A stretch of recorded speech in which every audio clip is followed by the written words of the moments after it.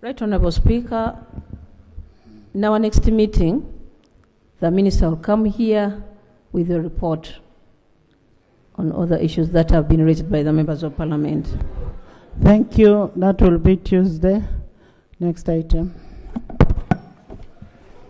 Item 4 on the order paper. Motion for approval of the proposed annual budget for the financial year 2025-2026. Thank you. There's a procedure matter. Madam Speaker, I want to thank you. The procedure issue I'm raising pertains to the grave complaint you raised, castigating members for poor attendance.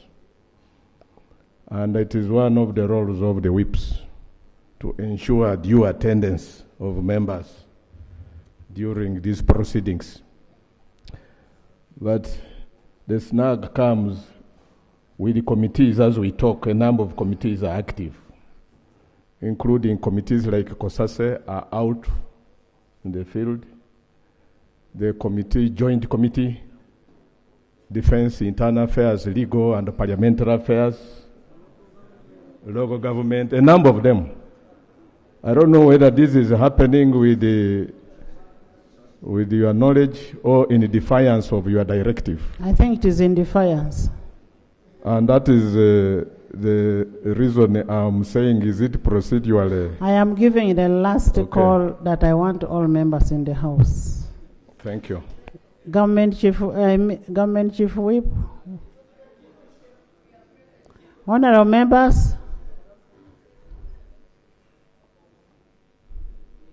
Madam Speaker, thank you very much. The procedure I'm raising also is that you suspended the House for 1 hour, and we came back thinking that everybody is here. Unfortunately, we are very few. Wouldn't it be procedure right that again you suspend for 5 minutes? You can first go out for 10 minutes, then you come back as we continue. Honourable members, you'll recall, that is Nathan. Honourable members, you'll recall on 9th April. Nathan, sit. You sit. Honourable members, you'll recall that on 9th April 2025, the Minister of Finance, Planning and Economic Development moved the motion in this House. It was under the same motion that the reports of the Sectoral Committee on the ministerial policy statements of 2025 and 26 were presented. The reports were referred to the Budget Committee for harmonization in line with the Rule 156(2) of the Rules of Procedure. These reports were exhaustively discussed, debated upon.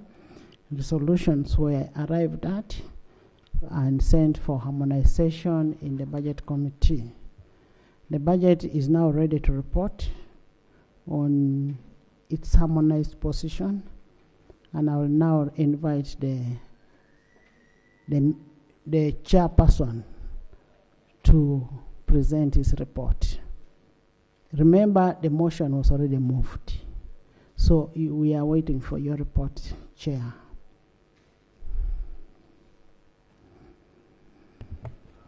Thank you, Right Honourable Speaker. Right Honourable Speaker and colleagues, before I present the report, I want to lay on table all the minutes of the harmonization and consolidation process for the last few days, as guided by you, Madam Speaker. I beg to lay. Thank you.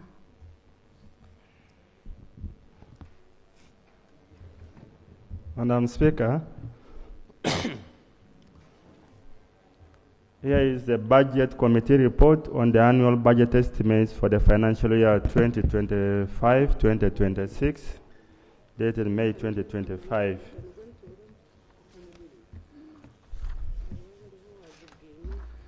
Right Honourable Speaker and Honourable Members, pursuant to Article 155 of the Constitution of the Republic of Uganda, and the Minister of Finance, Planning and Economic Development presented before Parliament the proposed annual budget estimates and work plans for the financial year 2025-26 on the 26th of March 2025, and a corrigenda to the annual estimates on the 13th of May 2025.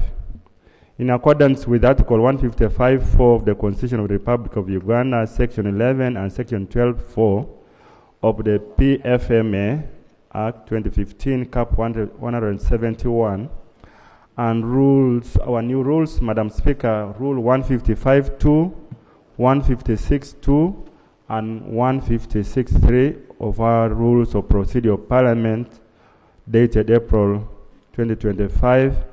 The Budget Committee is mandated, among others, A, to examine, discuss, and review policies, programs, and the annual budget estimates, and where necessary, make appropriate recommendations to Parliament.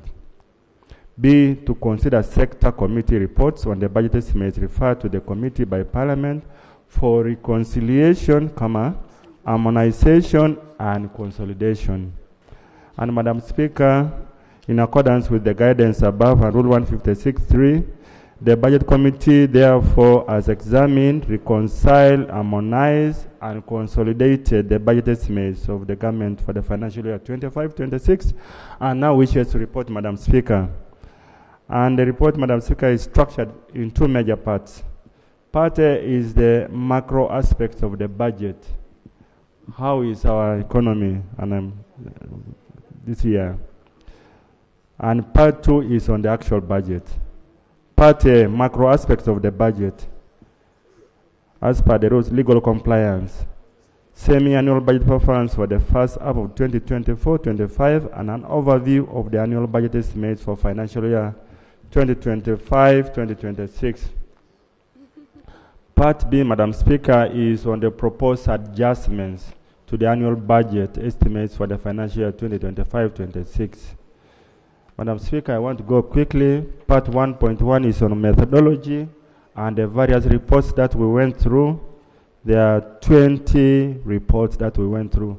Of significance, Madam Speaker, is the fourth National Development Plan, which runs from 2025-26 to 2029-2030, and the National Budget Framework Paper for 2025-2026 to 2029-2030, and other normal regular reports that we use in processing the budget.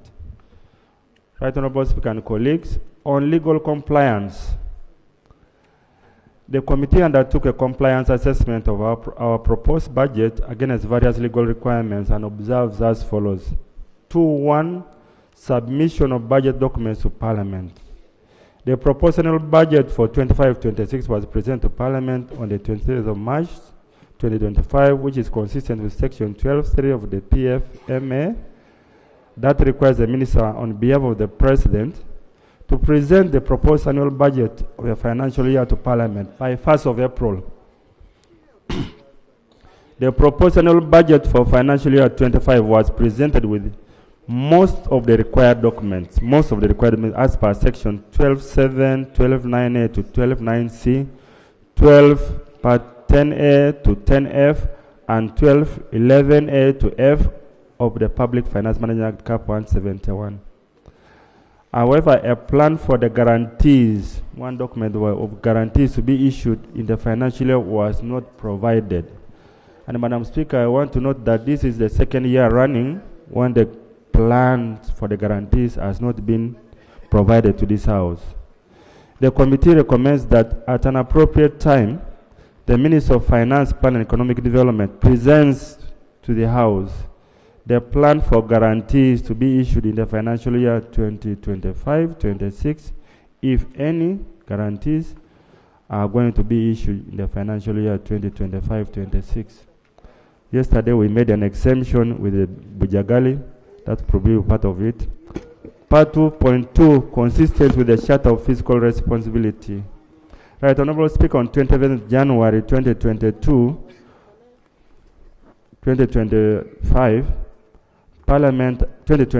Parliament approved the second Charter for Fiscal Responsibility for the period 2021-22 to 2025-26. The CFR presents the following government's fiscal policy objectives to support the socio-economic transformation agenda while ensuring macroeconomic stability and fiscal sustainability for the period 2021 to 2025-26 for the Republic of Uganda. Objective 1 on the public debt. This is what the CFR says. A, that Uganda's total public debt in nominal terms is reduced to below 50% of GDP by the financial year 2025-26. Number B, total domestic debt interest payments to total revenues, excluding grants, is reduced to 12.5% by the financial year 25-26. And C, government may borrow from the Bank of Uganda only in accordance with Section 36(5)A and B of the PFMA 2015 as amended and Section 33 of the Bank of Uganda Act.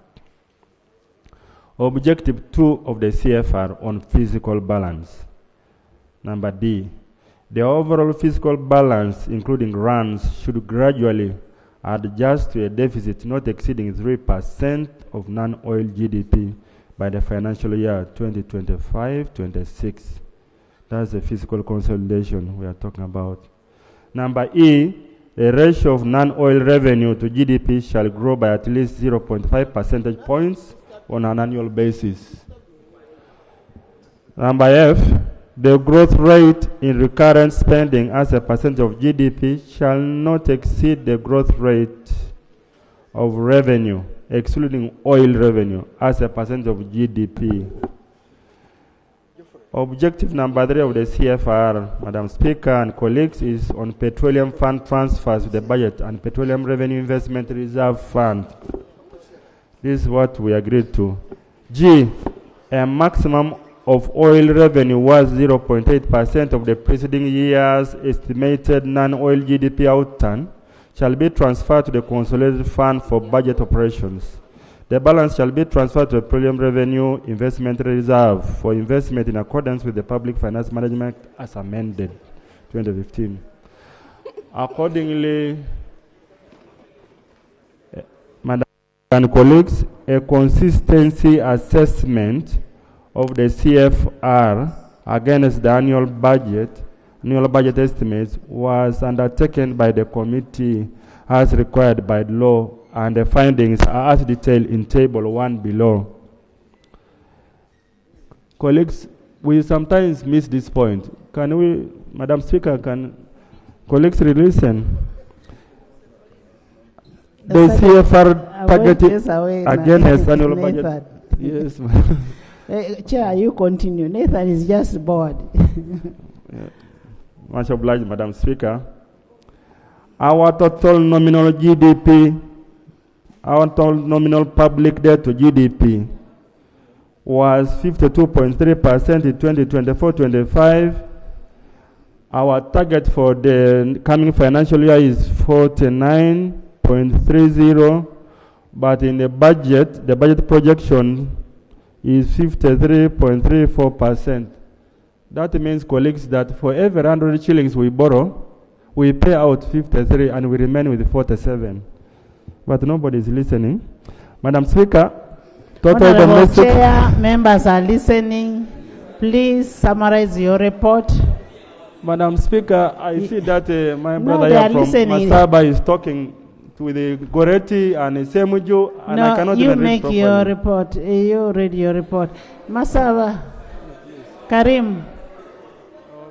Okay. Actually, I want you to summarize the report. Thank you. Thank you. I think they are listening now. Overall fiscal balance, including grants to non-oil GDP, is projected to be -3%, but in reality, the budget is -6.58%. The ratio of non-oil revenue to GDP is there.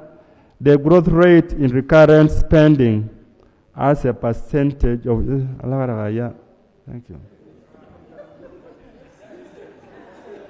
She is my cousin. I am saying thank you very much, cousin. Yeah. Yes. The Honorable growth rate Member- in recurrent Honorable Chair, spending. can you just summarize your report? Yes, I'm going to do that. A growth rate in recurrent spending as a percentage of GDP versus growth rate in revenue. You're raising a procedure when the report is in the middle of it. Yeah, Madam Speaker. Uh-uh. Madam Speaker, this is we need to follow what the chair is presenting, and on the iPads. There, it's not uploaded. Honorable, read the report.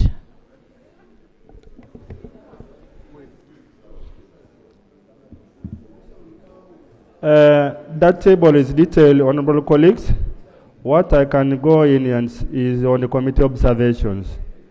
Our total nominal public debt to GDP is projected at 53.34% in financial year 2025-26, which is inconsistent with the CFR target of 49.3%. 2, the total domestic debt interest payments to total revenues is projected at 25.4% in the financial year 25-26, which is also inconsistent with the CFR target of 12.5%. The overall fiscal balance, including grants to non-oil GDP, is projected at minus 6.58% in 25-26, which is also inconsistent with the CFR target of minus 3%. The ratio of revenue to GDP is projected at 14.9% in financial year 25-26, which is inconsistent with the CFR target of 15.9%, which is less than the target of 15.9%.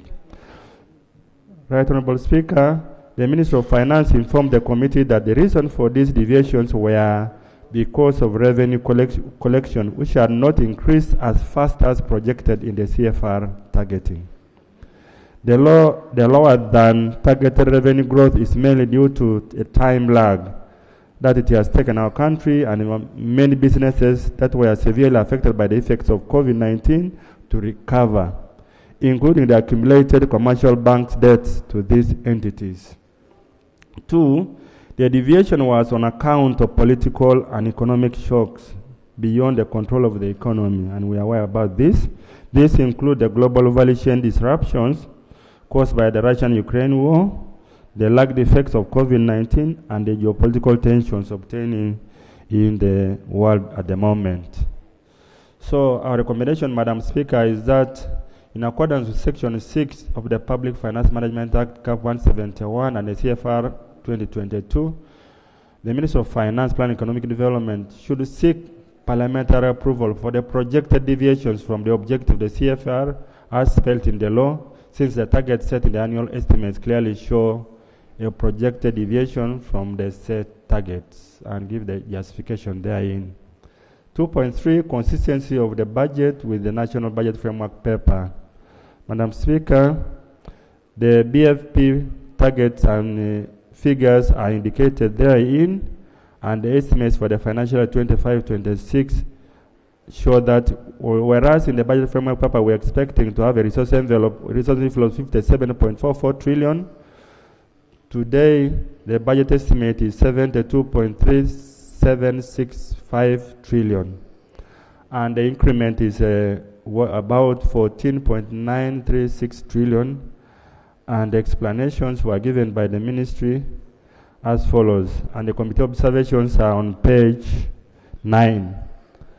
The proposed program budget allocations are consistent with the National Budget Paper program allocations as shown in Table 3 above.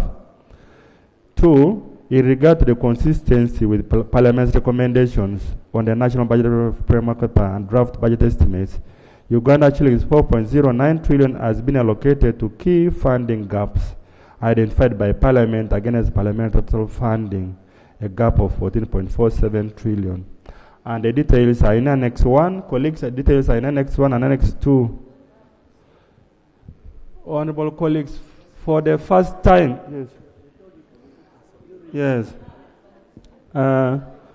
What this means is that because of our recommendation, Madam Speaker, government, the President, has added us another 4.09 trillion in response to recommendations of this House, which is quite unique and it is different. We have never had this before.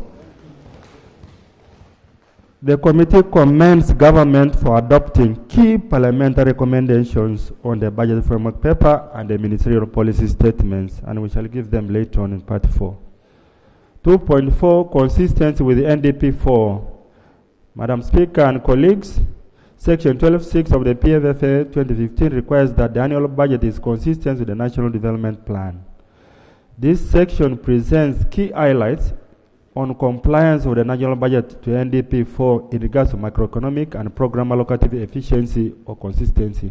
And Table 4 and Table 5, colleagues, when you get the thing, show to the extent to which this budget is consistent with NDP 4. I go straight to committee observations.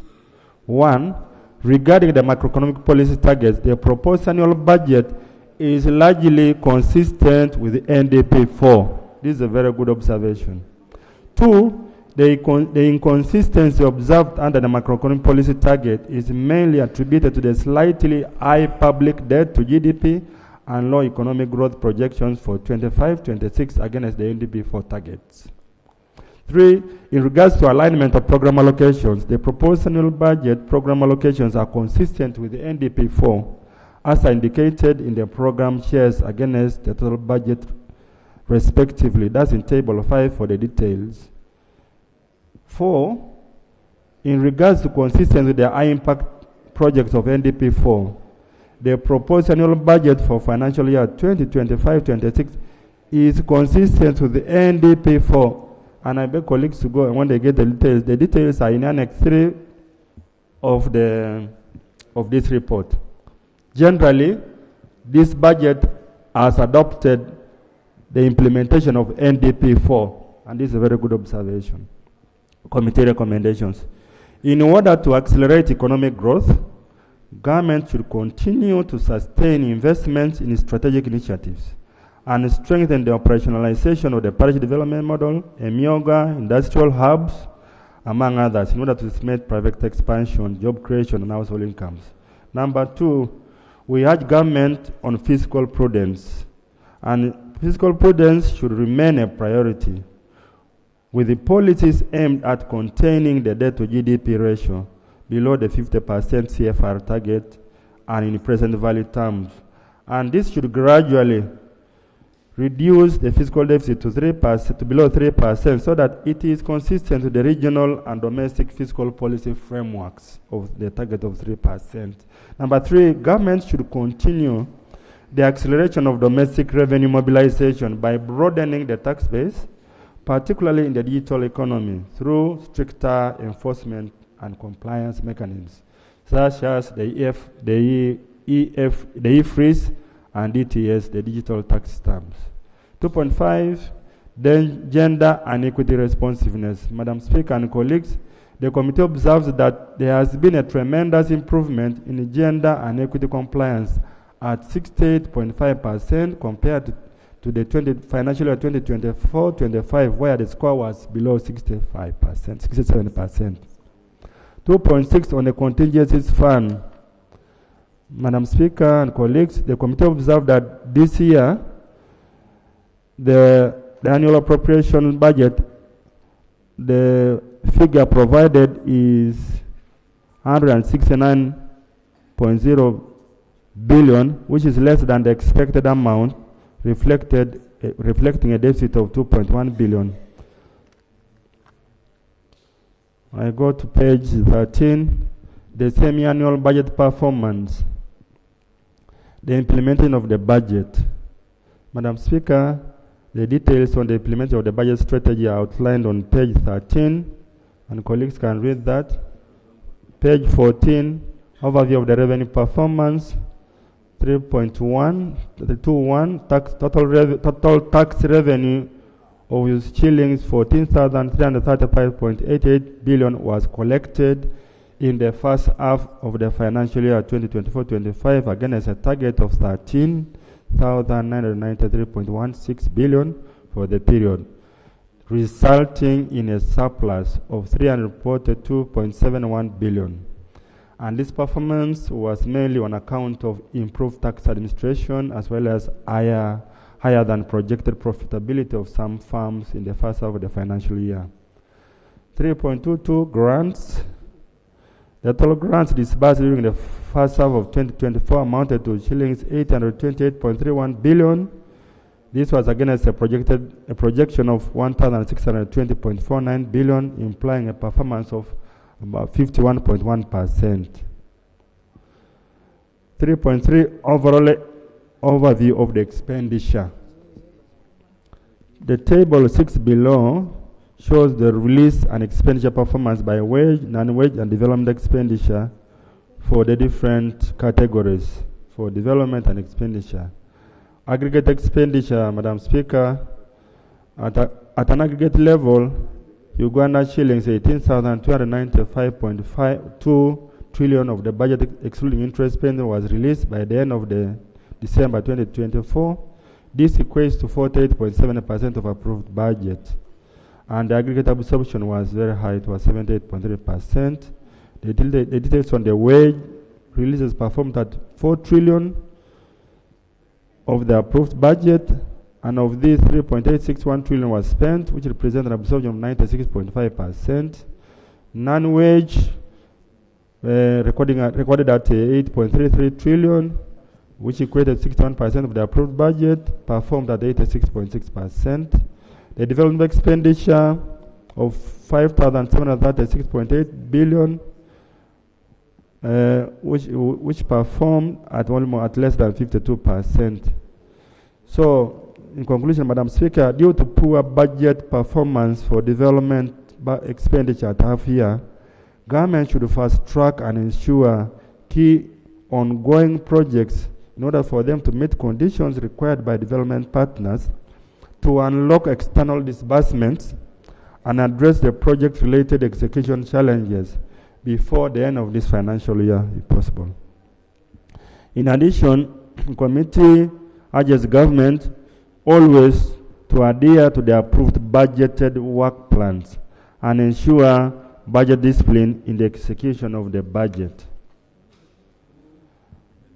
The spending on the contingencies fund, page 16, in line with section 25(3) of the Public Finance Management Act, we report the expenditure on the contingencies fund as outlined. It was 8.43 billion, was released the Office of the Prime Minister for disaster preparedness and floods in various districts. 374 million was given to the Ministry of Works and Transport. 70 million was given to Gender, Labour and Social Development. 4.916 billion was given to Kampala Capital City Authority to manage the after effect of Kitezi. 1.077 billion was given to Uganda Police to manage security at Kitezi. 500 million was given to Kampala Metropolitan Affairs to coordinate disaster response at Kitezi. Expenditure on domestic areas, Madam Speaker.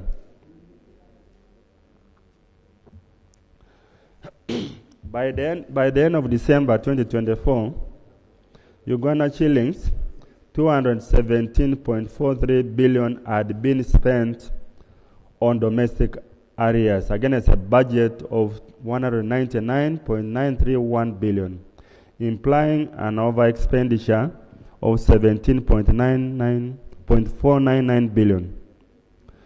Program expenditure performance as outlined in table 7.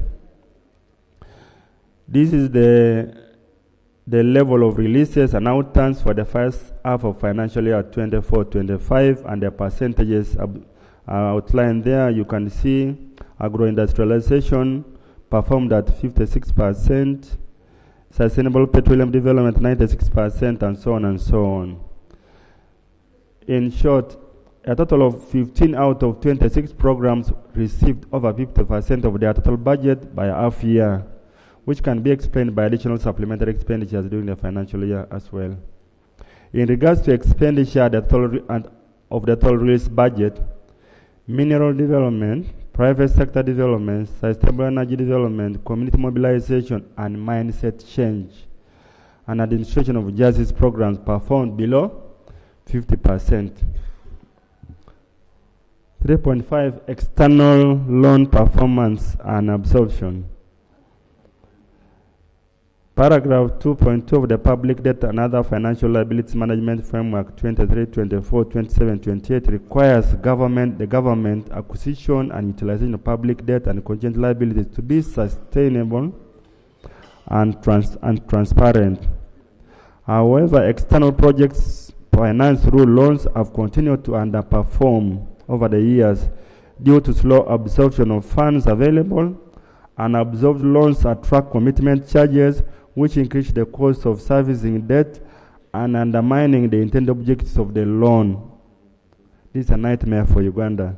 For instance, in the 2023-24, there was an increase in undisbursed loans amounting to 1.89 trillion, representing a 12.95% increase from the closing balance of 14.6 trillion in the financial year 2022-23, resulting in a payment of commitment fees totaling 73.904 billion in the financial year 24-25, and the breakdowns in given the table. Madam Speaker and colleagues, this country continues to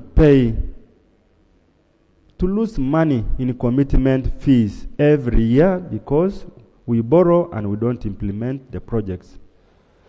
Our committee observations are as follows. Most of the delays in loan absorption has been attributed to delayed procurements and also delayed land acquisition. 2, commitment fees is a cost of government inefficiency, which has increased the cost of servicing debt and continues to do it every year. People are here listening, but they continue to get billions. 469.778 billion was paid in commitment fees. Committee recommendations. Government should develop strategies for enhancing loan absorption rates to avoid having unabsorbed loan funds at the project closure.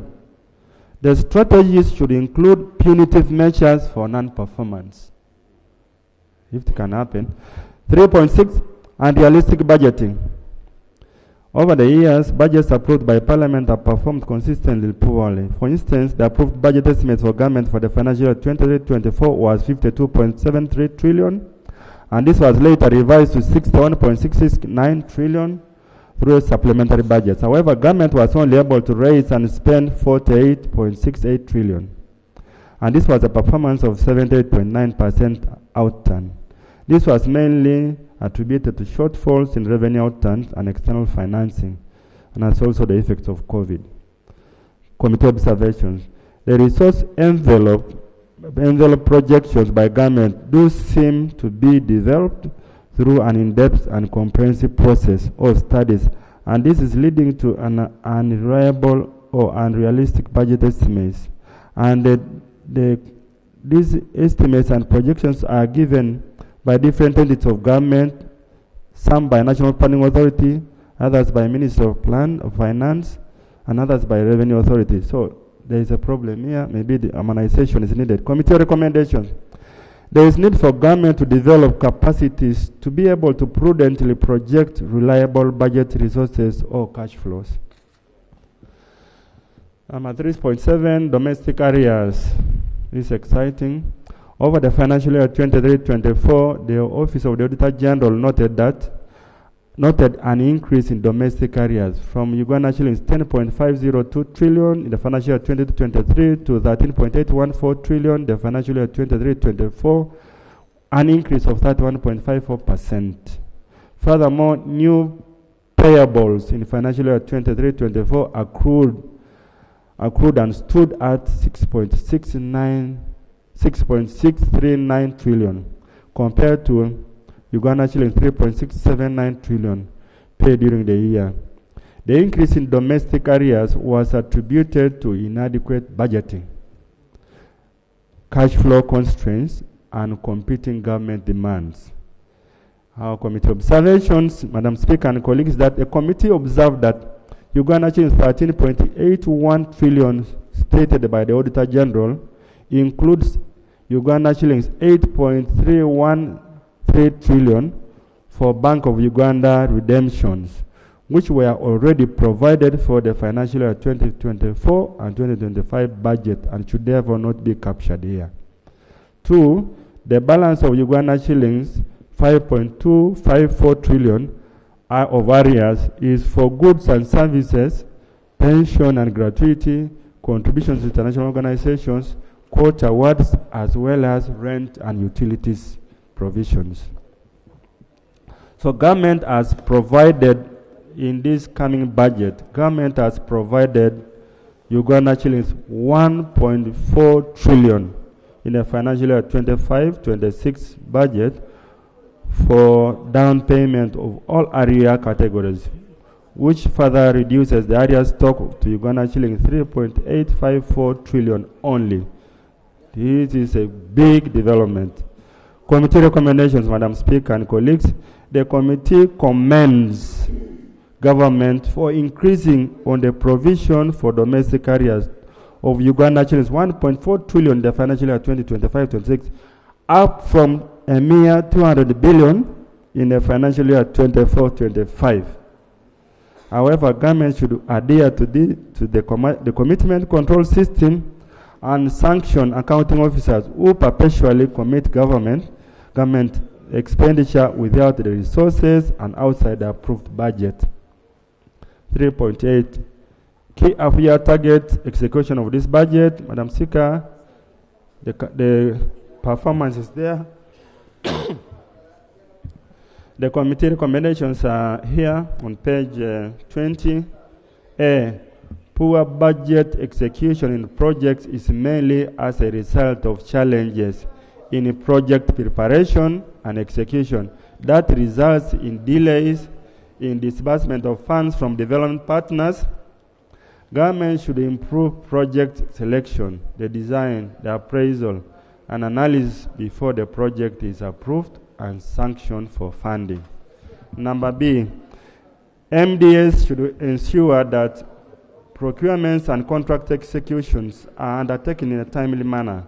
In addition, there is need to enhance contract supervision that take timely compensation of project affected persons, streamline project planning, and timely release of funds in order to improve the implementation of activities going forward. And these are project funds which are available. They are not revenue.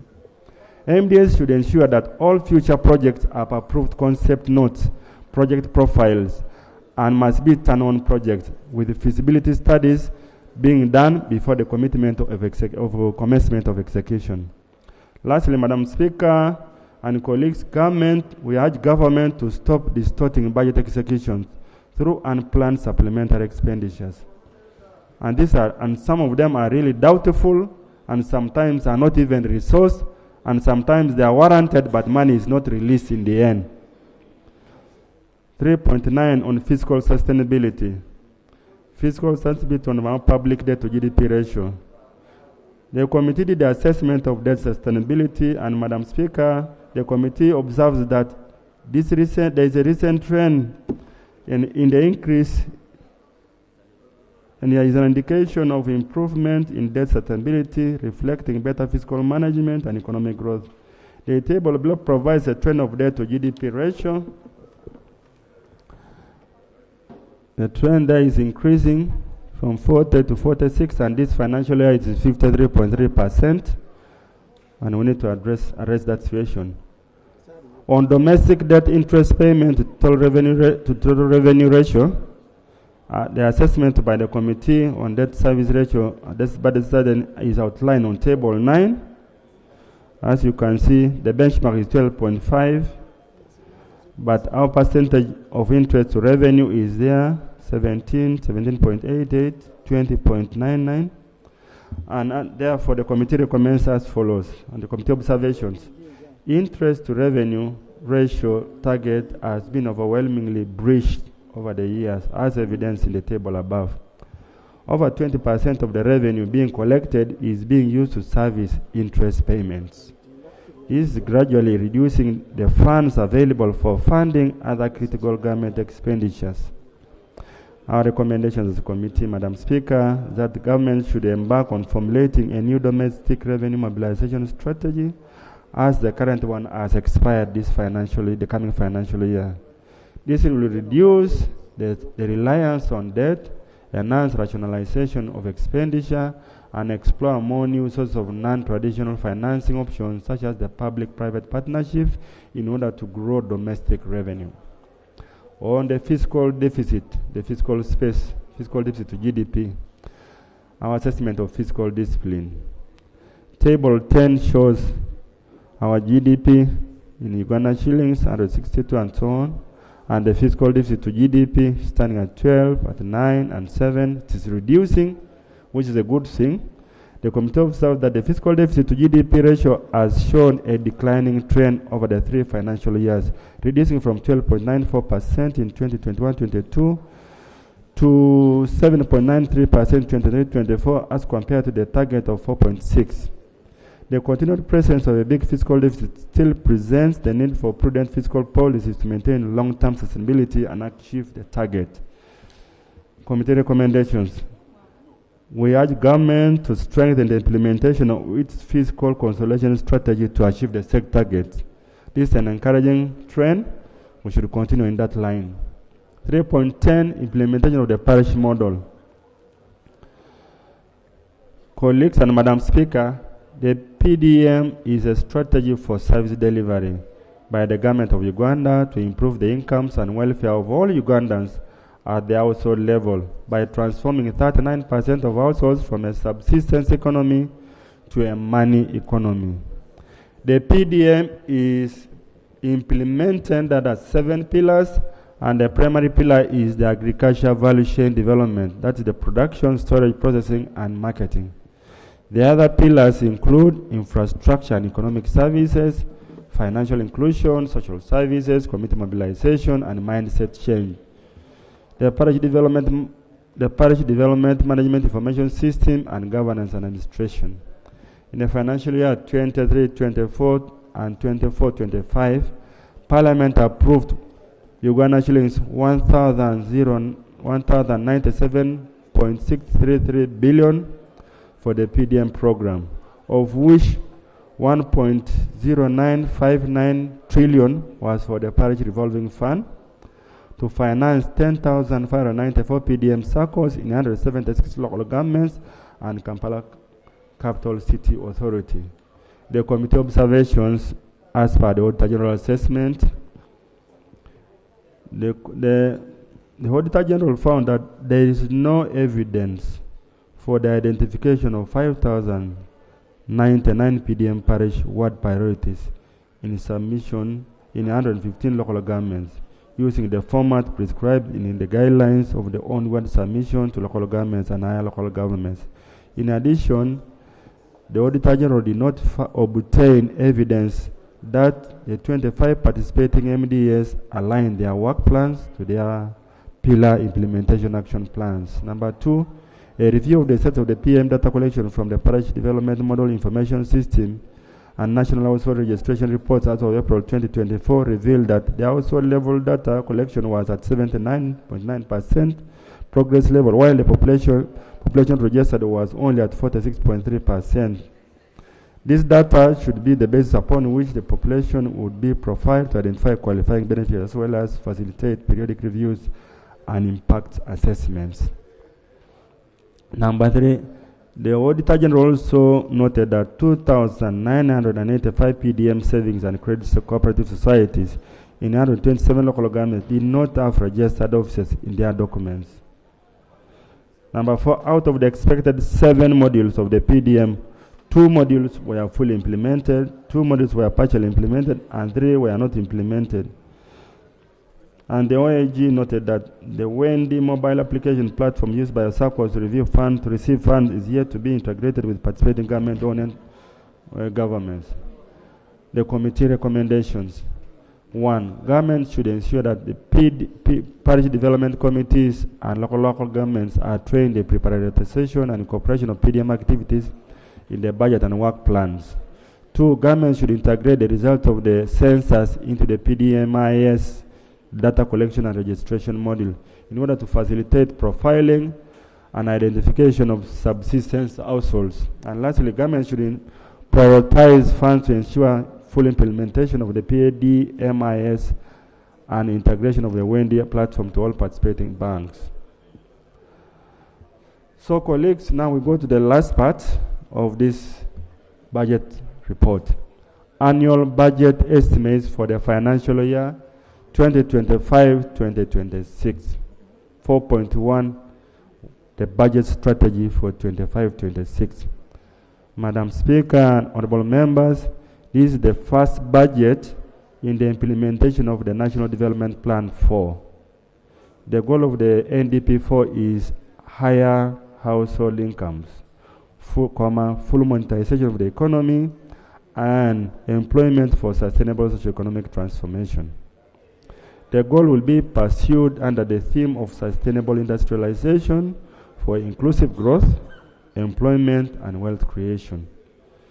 To concretize the gains so far achieved during the 4th National Development Plan, NDP, the 3rd National Development, NDP 3, and in order to propel the economy to higher levels of socio-economic transformation towards double-digit growth, the theme for the coming financial year's budget will be maintained as full monetization of Uganda's economy through commercial agriculture, industrialization, expand and broadening services, digital transformation, and market access. The overall objective of the budget for financial year 25-26 strategy is to strengthen economic growth drivers that underpin the restoration of the economy back to the medium-term growth path and directly contribute to the expansion of GDP tenfold from the current $553 billion to $500 billion by 2040 and double to $100 billion by 20. I don't know that one. It's a bit wrong. I think a wrong number. The budget strategy for next financial year is therefore based on the principles of the tenfold growth strategy. The gains, the lessons learned, and opportunities from NDP 3 as well as NDP 4's the new strategic direction. This demonstrates continuity of the socio-economic transformation agenda. This strategy underscores employment, wealth creation, and household incomes by prioritizing key enablers for accelerated growth.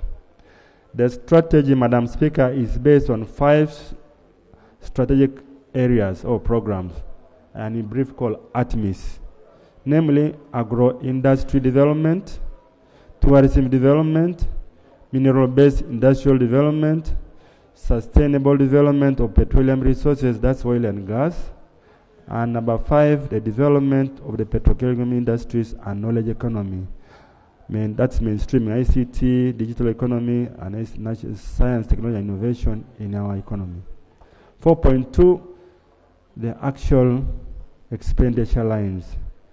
Right Honorable Speaker and members, the resource envelope for the next financial year, as presented by the Minister of Finance to the committee and to this House, amounts to Uganda shillings 72.376 trillion. A rise from Uganda shillings 72.137 trillion in the financial year 2024-25, and the 72.376 trillion, colleagues and Madam Speaker, is broken down as follows. 1. Domestic revenue, that is tax and non-tax revenue, is expected to be Uganda shillings 37.2272 trillion.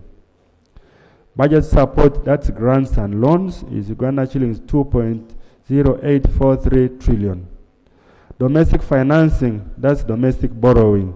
We are going to borrow Uganda shillings 11.3813 trillion. Number 4, domestic debt refinancing, that's rollover. Chair, yes. Are you reading trillion or billion? Trillion, which is actually, you can read it the other way. Okay, you would, Madam Speaker. I'm looking at what is on your document. Okay, Madam Speaker.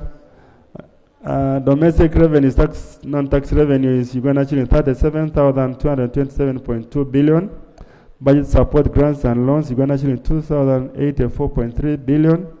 Domestic financing, that's domestic borrowing, is 11,381.3 billion. Domestic debt refinancing, the rollover, is 10,027.8 billion. And project support, that's grants and loans, is 11,327.1 billion.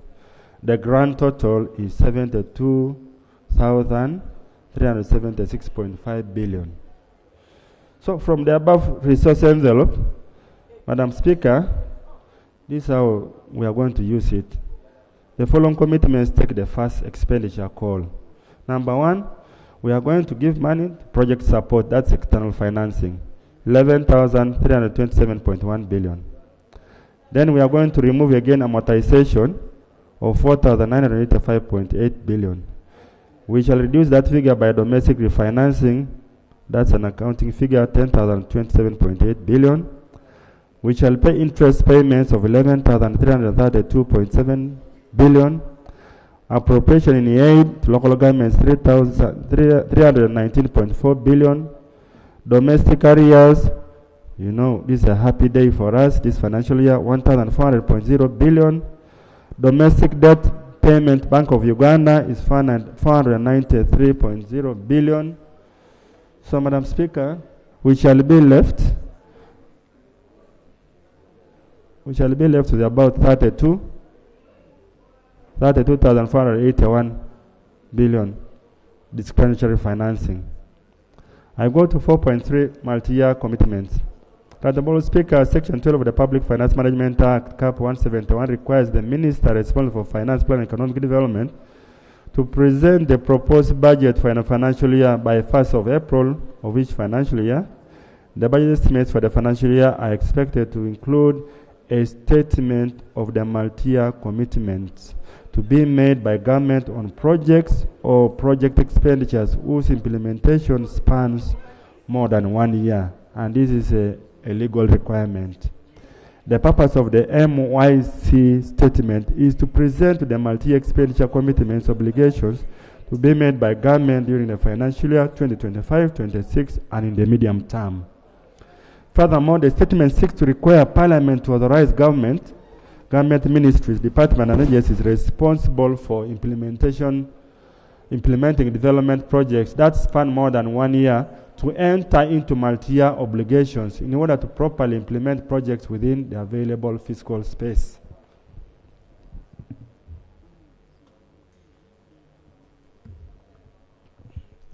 Right, Honorable Speaker and colleagues, accordingly, the Minister responsible for Finance, Plan and Economic Development presented to Parliament a statement of the multi-year commitments by government for the financial year 2025-26 worth Uganda shillings 20.148 trillion, of which Uganda shillings 8.419 trillion is from domestic sources, and Uganda shillings 11.729 trillion is external financing, that's borrowing.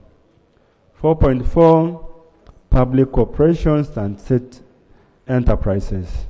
According to Section 2 of the PFMS, Cap 171, a public corporation means an authority established by an act of Parliament other than a local government, which receives a contribution from public funds, and any other public body which is in a financial year receives any income from public funds. So, the OAG recognizes 50 public corporations and state enterprises. Out of the 50 public corporations and state enterprises, 41 are for profit or with a commercial orientation, while 9 are not for profit. Committee observations. The committee observes as follows. 1. According to the Auditor General's report, government does not maintain a comprehensive database of public corporations and state enterprises, and this undermines comprehensive scrutiny of financial performance of public corporations and state enterprises. 2. In regard to profitability, the OAG assessed a total of 20 entities out of 41 profit or commercial-oriented public corporations and state enterprises, and noted that 13 made profit or surplus in the financial year 22-23-24, while others have continued to incur losses, like the Uganda National Oil Company incurred a loss of Uganda 3.8 billion, Uganda National Lines a loss of 237.9 billion, Kilembe Mines Limited a loss of 21.4 billion, Uganda Electricity Distribution Company Limited a loss of 10.9 billion, Uganda Railways Corporation a loss of 36.3 billion, and Uganda Air Cargo Corporation a loss of 8.21 billion, among others. In this regard, only 67% of the assessed companies made a profit, while 33% did not make profit. And we recommend as follows. 1. The Accountant General should establish a comprehensive database for all public corporations and state enterprises, which should capture information such as the name of entity, the business or industry, the location, the shareholding, the directors, the email address, among others, to enable easy traceability and independent verification. 2. Governments should develop clear strategies to improve operations and adopt efficient financial management practices to lower operating costs and increase revenue generation. In addition, governments should develop appropriate financial and non-financial performance assessment indicators for each category of public operation and state enterprise to enable comprehensive and standardized performance assessment. 4.5. The budget priorities for financial year 2025-2026. Right, Honorable Speaker and colleagues, our budget for 25-26 and the priorities are as follows. Boosting household incomes and micro enterprises. In the coming budget, government has allocated a 72.376 trillion as follows. And these are some of the areas. 1. In order to boost household incomes as well as the development of micro enterprises, the following budget allocations have been proposed by government and are be fast. PDM, Uganda shillings 1.075 trillion. Emyonga, 100 billion. Support Microfinance Support Center, 76.67 billion, of which 30 billion is for onward lending and 10 billion is for specific interest groups. E, in order to enhance youth and women participation in development, Uganda shillings 23.66 billion has been allocated to Uganda Women Entrepreneurship Program, WEP, and Youth Livelihood Program, YLP. F, 3 billion has been allocated to Uakali enterprises to transition into formal economy. And 5 billion as enterprise fund for older persons. G, generating growth opportunities and productivity for women enterprises, GROW. Government allocating 231.33 billion. H, Uganda shillings 147.1 billion to Uganda Development Corporation. I, Uganda shillings 121.16 billion to social assistance grants for the elderly, SAGE, and 16 billion for special grants for persons with disability. J, Uganda shillings 1.4 trillion for domestic areas for the financial year 2025-26. K, cattle compensation for Asholi, Lango, Teso, Abim, totaling to 80 billion Uganda shillings. Industrialization and private sector development. L, Uganda shillings 275.09 billion for small and medium enterprises in the manufacturing and export sectors through the Investment for Industrial Transformation and Employment Invite program. 2. Uganda shillings 90.97 billion for infrastructure development of industrial parks. 3. 47.8 billion for capitalization of the agricultural credit facilities to support farmers, but mainly agro-processors that focus on value addition.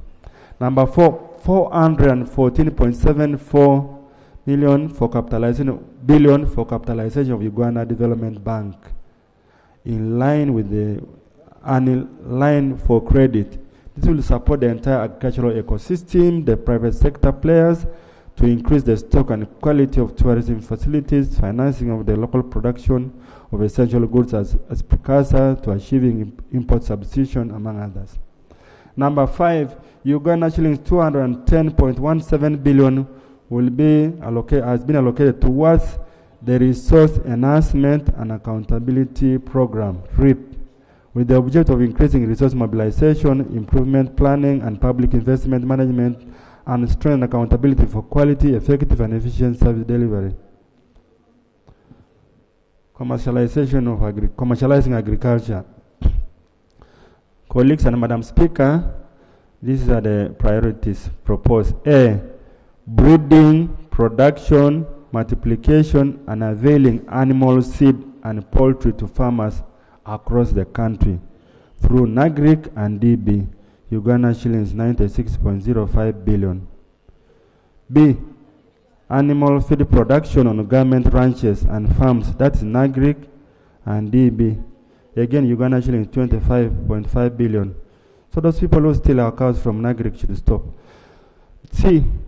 Development of anti-stick vaccine, STI, Uganda shillings 5 billion.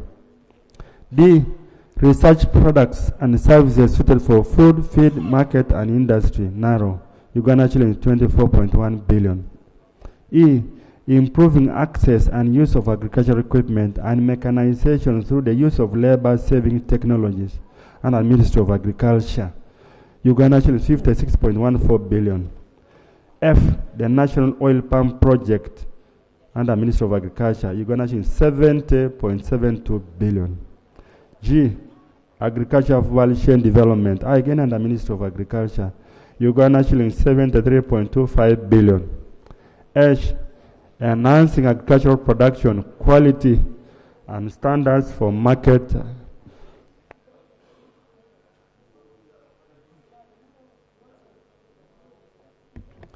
Enhancing agricultural production, quality, and standards for market access project, MAIF, under Ministry of Agriculture. Uganda shillings 111.35 billion. I. The National Oil Seed Project under Ministry of Agriculture, 83.46 billion. J. Uganda Climate Smart Agriculture Transformation Project is provided 176.32 billion. K. Coffee seedlings to northern Uganda, Uganda shillings 60 billion. This is the very first time. So northern Uganda has to embrace coffee production and enhance the economy of Uganda. So that's a great thing. We have paid the debt for coffee seeds. Now we are going to get also the seedlings. Transformative transport infrastructure development. 1. The construction of the standard gauge railway. The provision is there. Uganda shilling 2,175.29 billion. 2. Construction, upgrade, and rehabilitation of national roads and bridges. Uganda shilling 2,201.34 billion. Some of these include Oima Wanseko Road, Uganda shillings 185.47 billion. B. Construction of 66 selected bridges, Uganda shillings 30.61 billion. Those of you, the reports are next on the list of bridges is there. Renkunye Apache Lera Asholibu Road, Uganda shillings 166.25 billion. D. Kisoro Nkuringo Rubugiri Muko Road, Uganda shillings 1,260.98 trillion. That's a long road. 1,206.1. E. Moyo Yumbe Koboko Road, 125.08 billion. F. Rehabilitation of Mitiana Mubende Road, 100 kilometers, Uganda shillings 21 billion. G. Proposed upgrading of Chenjojo, that's Kirora, Bisi, Ramanja, Kahwinge, 68 kilometers, Mpara, Bwizi, 37 kilometers, Uganda shillings 109.14 billion. H. Upgrading of Iganga, Buloba, Kamuli Road, 57.2 kilometers, Uganda shillings 42.55 billion. Colleagues, the list is there. The list is in the list of the high impact projects is in the report. I just conclude by saying there is also rehabilitation of district, urban, and community access roads, which will continue under the Ministry of Works and Transport. So Buka Roads 91.78 billion, and the road fund management has also been given 91.78 billion. On tourism, colleagues, following the Artemis strategy, tourism has been boosted. Tourism development, Uganda shillings 11.16 billion for the Mount Rwenzori tourism infrastructure. This includes improving the existing trails and establishing shorter ones, improving the existing bridges, taking into consideration the issue of the flash floods, providing more eco-friendly accommodation facilities, improving safety of tourists by establishing the rest points along the trails, among others. B. Uganda shillings 21.52 billion for the development of the museums and heritage sites for cultural tourism.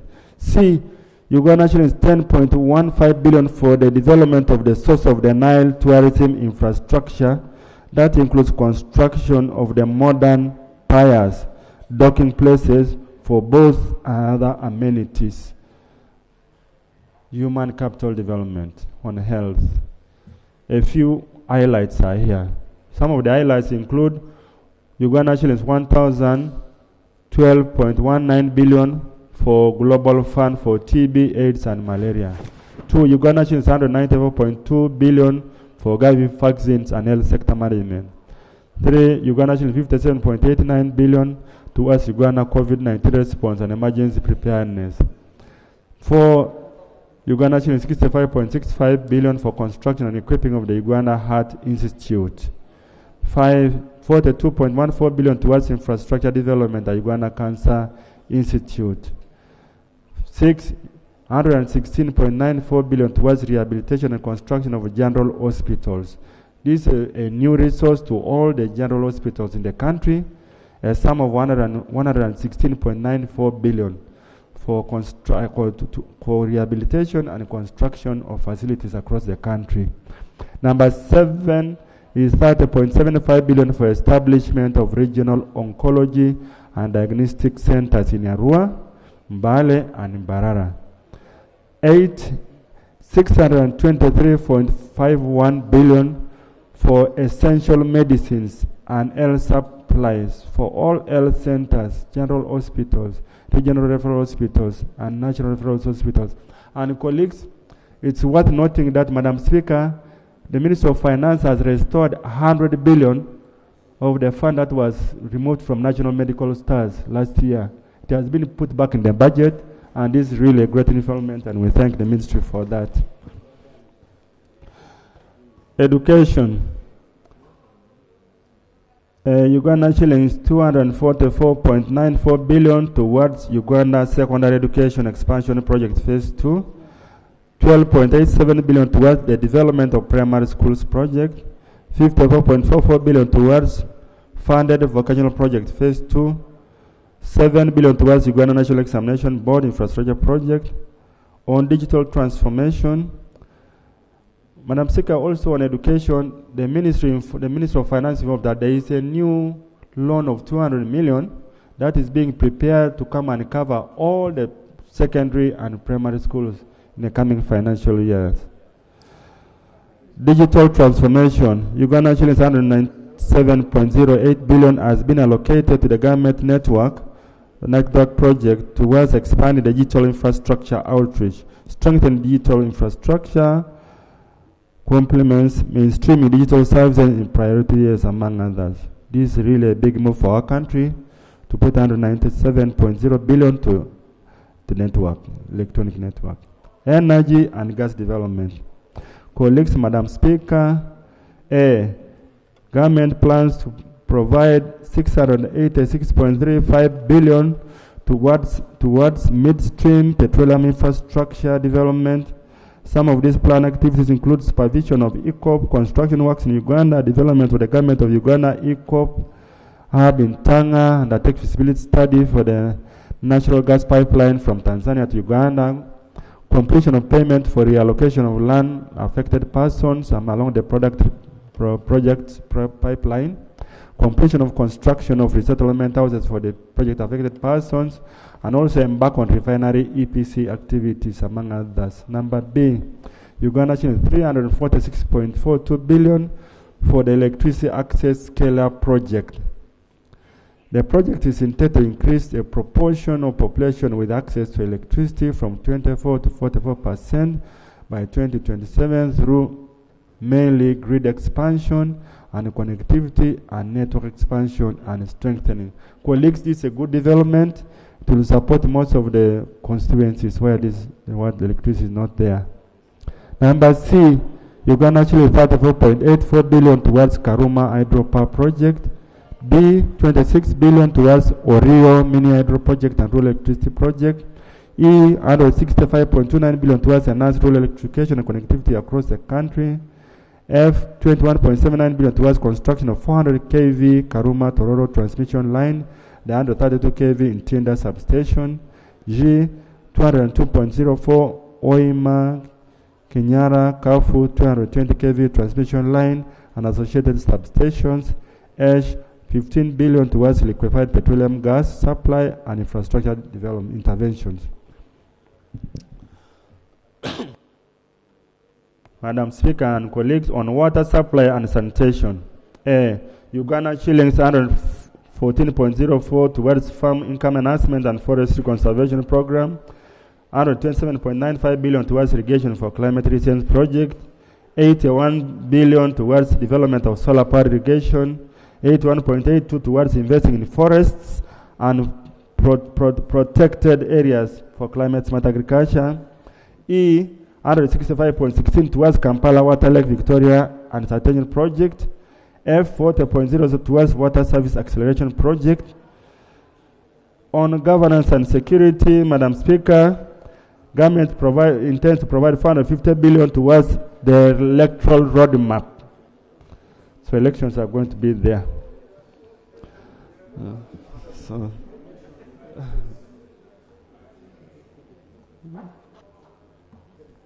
No postponement. Yes.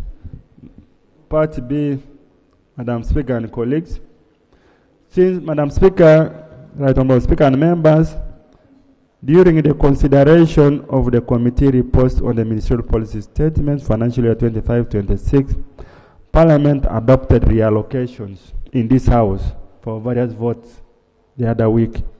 These reallocations were referred by the Speaker to the Committee on Budget for Harmonization and Reconciliation and Consolidation.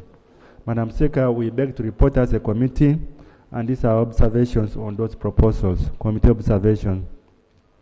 During the harmonization process, the committee observed the following on the adopted reallocations by Parliament as highlighted in the table below. 1. Under vote 013, Ministry of Education and Sports, the Committee of Education and Sports recommended that 10 billion be reallocated from educational materials and other services to another area. In interacting with the ministry and the Ministry of Finance, the committee observed that a provision of 24.1 billion had already been allocated for primary education materials, thus reducing the people to textbook ratio from 1.1 to 17 to 1 to 12. Yeah. Thank you.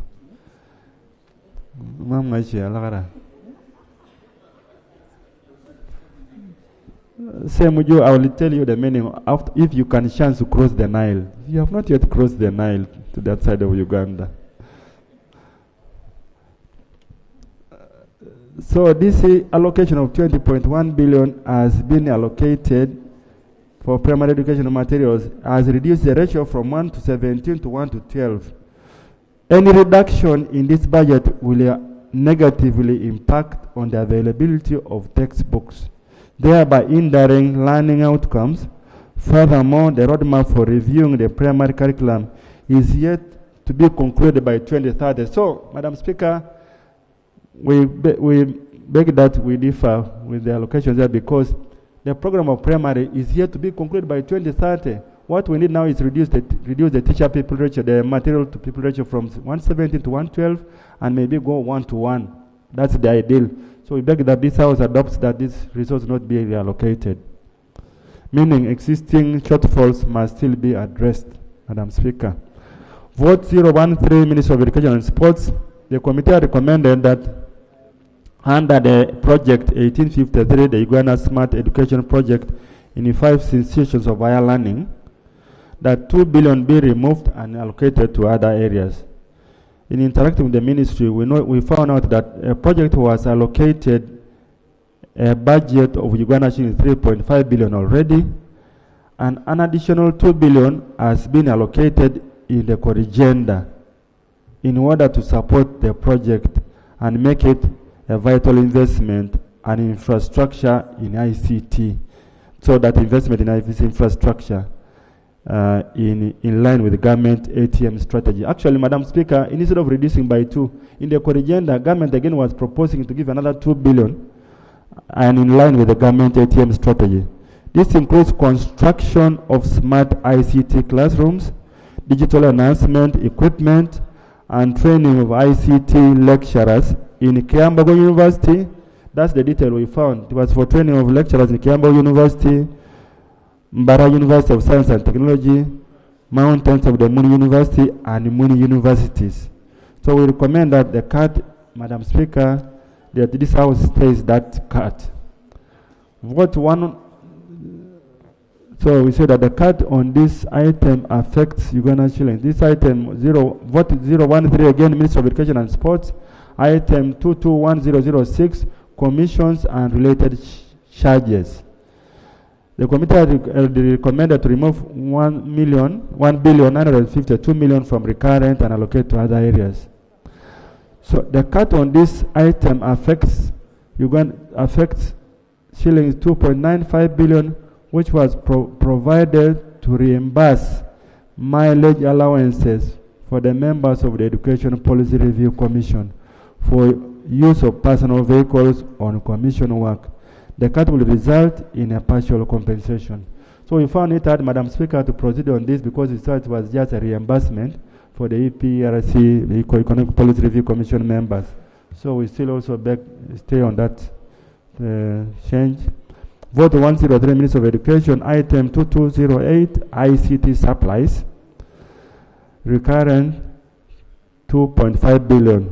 Again, we were told that this will be a double cut on the Uganda Smart Education Project and will also affect the procurement of IT supplies under the ministry. Vote 15, Ministry of Trade, Industry and Cooperatives, the salvation of Uganda Development Corporation to be money given to be in Sika enterprises. The proposal of the committee was to reduce that by 10.87 billion. The committee was informed that the amount proposed for reallocation has already been repurposed and sent to, so the money was already with the UDC.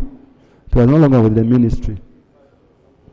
So, vote 144, Uganda Police Force, Program 16, Project 0385, Key Service Area 000017. There was a proposal of removing money of 52.85 billion from that project and using it for construction. We were informed by the Minister of Finance that this project, instead of closing as proposed by the committee, this project has been extended by 1 year. So it was not closed actually. So they requested that the money should stay. Vote 1 for police force again. Vote function 04, department 002, key service area 460112, item 227004. So there was meant to be a reduction of 4.831 billion. The committee was informed that the implementation of the sub-country policing model is intended to cover 29 administrative regions across the country in financial year 25-26. This is an increase by 12 from the level of financial year 24-25. The proposed reallocation will affect, we found that there is a rollout, the police plan a rollout of police operations, mainly in areas that are conflict prone, such as Karamoja and Rwenzori. So they beg that this 4.8 billion is to address problems in the Rwenzori and Karamoja. So they ask that this money be stayed. The only thing that Ministry of Finance agreed with was the Uganda National Bureau of Standards moving money from development to recurrent. So this was accepted. And they said this is acceptable on account of supporting Uganda National Bureau of Standards to raise additional non-tax revenue through recruitment of new staff. So in conclusion, Madam Speaker, on what you sent us to harmonize, we recommend as follows. Based on the committee observation table 12, the committee recommends as follows. 1, for the proposed reallocations of votes 013 Ministry of Education and Sports, 015 Ministry of Trade and Industry and Corporates, and 11 for Uganda Police Force should be adopted as recommended above. 2. For the proposed reallocation of Uganda 10 billion for vote 15 for Uganda National Bureau of Standards to enhance salaries of existing staff to match with other scientists. That's Uganda 5.4 billion, 5.8 billion, and to enable recruitment of additional staff. That's Uganda 4.2 billion, be considered and adopted. Madam Speaker.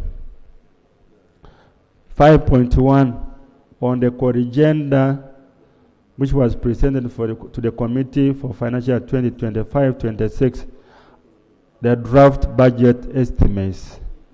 Madam Speaker and honorable colleagues, you will recall that on Tuesday, 13th May 2025, in the evening about this time, the correction to the draft budget estimates for financial year 25-26 was presented before Parliament. Honorable members, in line with the Public Finance Management Act, Regulation 16, Regulation 12, accounting officers may make corrections to the estimates for errors and omissions made at any time before Parliament considers the budget estimates for the vote. Madam Speaker and colleagues, accordingly, the correction to the budget for financial year 25-26 was prepared based on the following principles, and the principles are outlined therein. One is the request by accounting officers on the program budget system. So the amendments have been brought on 3 grounds. One is through the request for accounting officers on the program budgeting system. Number 2, they need to ensure that the proposed changes by accounting officers do not result in supplementary needs or areas. 3, the changes have been proposed because to correct errors and omissions that were done in the budget estimate, the budget framework paper, and ministerial policy statements. So in conclusion, Madam Speaker, the net effect of the correction to the draft estimate for financial 2025-26 is actually Uganda shillings 419.860 billion, which will increase the budget from 71.957 trillion to Uganda shillings 72.376 trillion.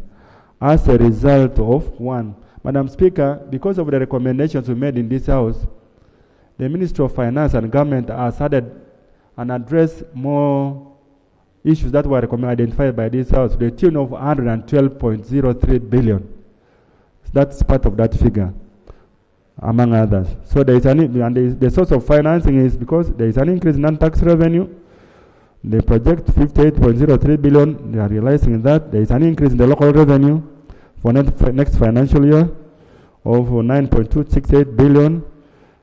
Another one is the matter is reprioritization of fiscal space or projects to free resources for emerging funding needs amounting to 681.64 billion. Number 4 is additional allocation amounting to 1.03 trillion. And number 6, the increase in external funding to local climate adaptive facility, local project under Ministry of Local Government by 2.03 billion. So in conclusion, Madam Speaker and colleagues, arising from the corrigend adjustments, the following figures in the table below are recommended for supply and appropriation as expenditure for financial year 2025-26.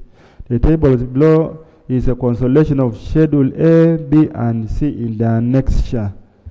The annexes are there, and colleagues, I hope by this time the annexes have been uploaded. And colleagues, I just want to conclude by saying, let me just handle this.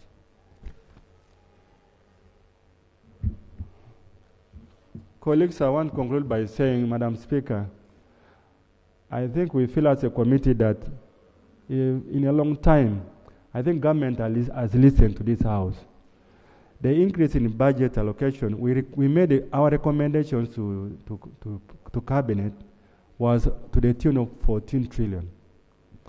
Government came back on our recommendations and addressed most of them to the tune of 4 trillion.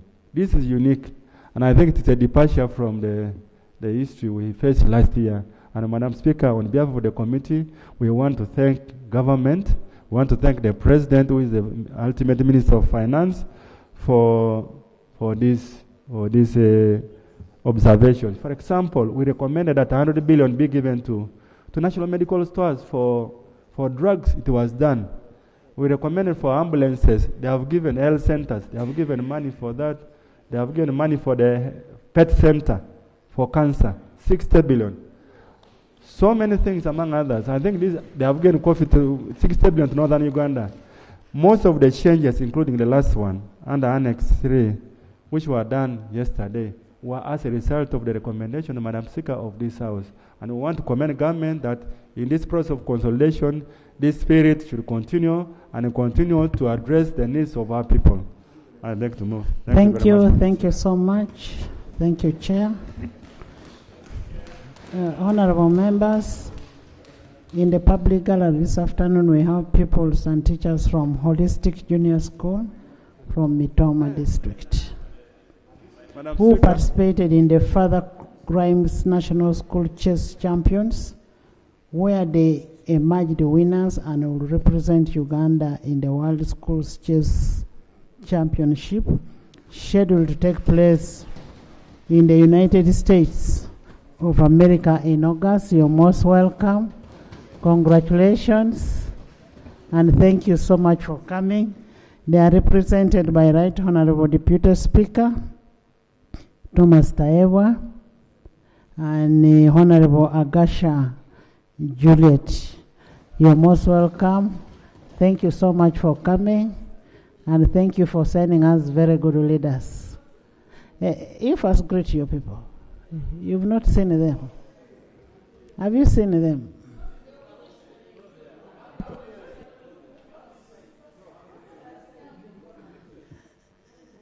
Juliet, come right here.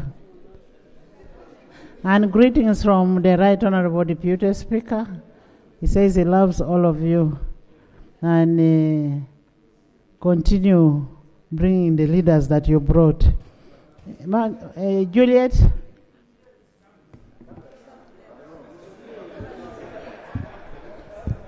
Thank you, Right. Please sit, sit. Thank you, Right Honorable Speaker. Congratulations to Holistic. It's a good primary school in Vitereko sub-county, which is in Mitoma. It is represented by the Right Honorable, the Deputy Speaker. They have very many,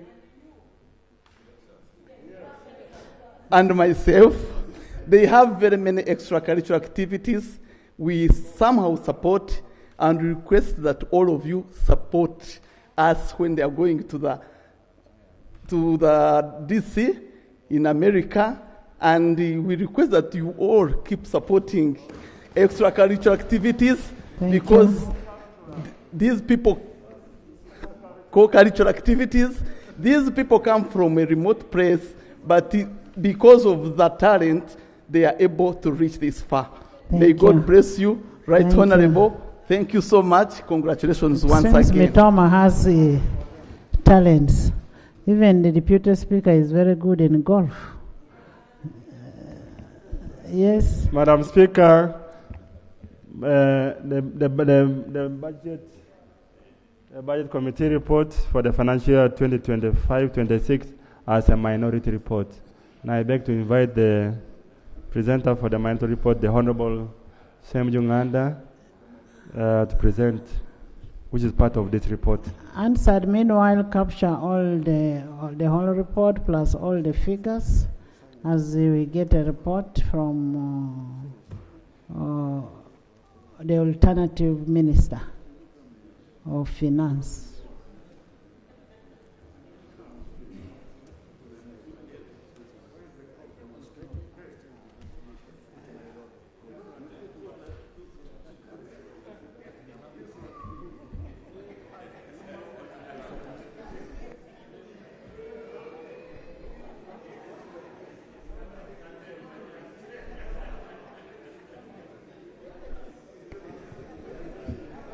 I want to thank you, Right Honorable Speaker and members. The minority report is on the whole budget. And without wasting time, I'll begin with the background. Right Honorable Speaker and members, we are opposed to the approval of the 72.376 trillion 2025-2026 annual budget unless it is restructured as we propose to address the socio-economic challenges our country is facing. Right Honorable Speaker and members, even if the allocations in the budget were to address the socio-economic challenges, financing the budget through reckless borrowing will cause the country even more pain.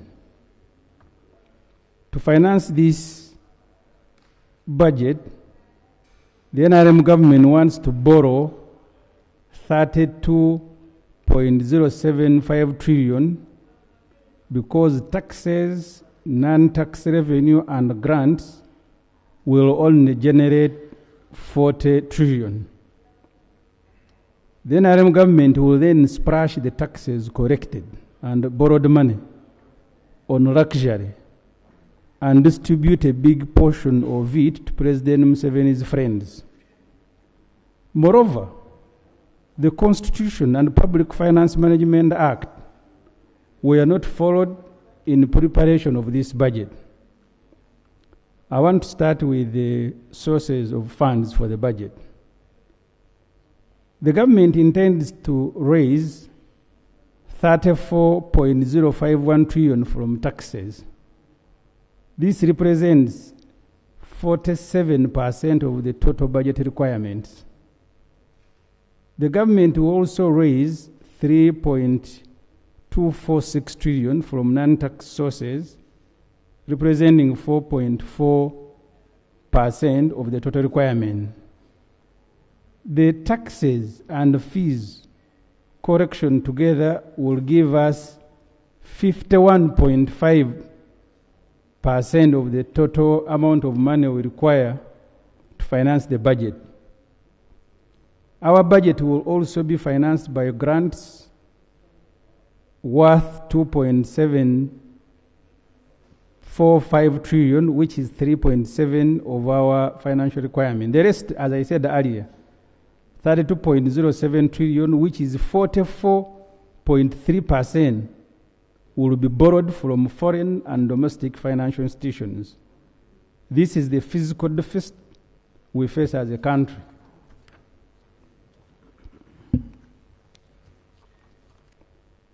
Madam Speaker, I have provided a table. I don't see it on the screen. I hope it can be summarizing what I have said. Tax correction is projected at 47%. Domestic borrowing, 21 trillion, 29.5%.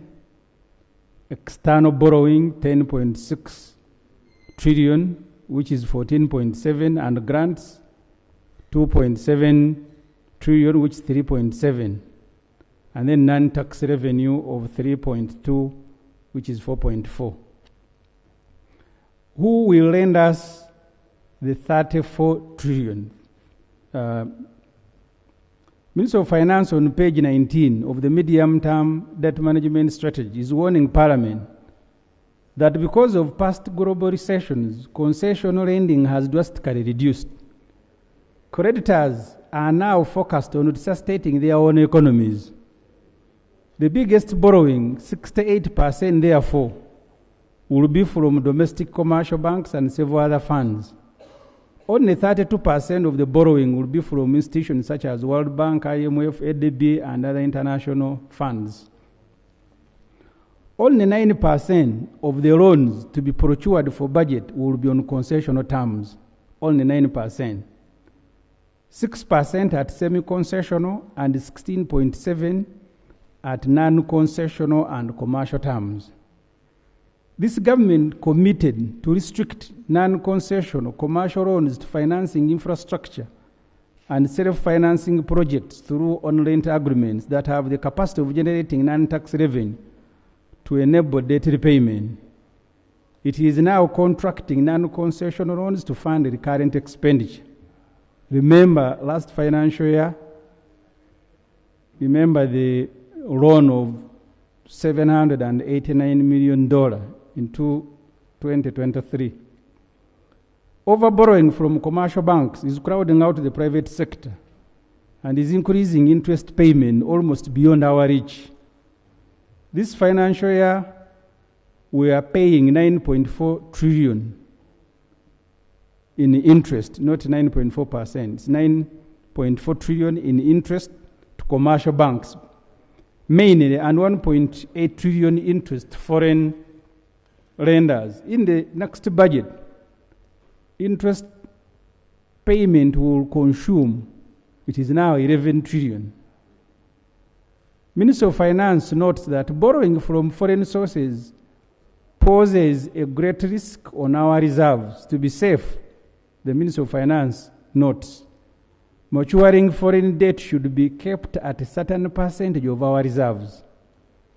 Right Honourable Speaker, honourable members, reflect on the debt burden you are creating before you say aye to the budget. That's why a report on public debt, grants, guarantees, and other financial liabilities is and was tabled together with the budget.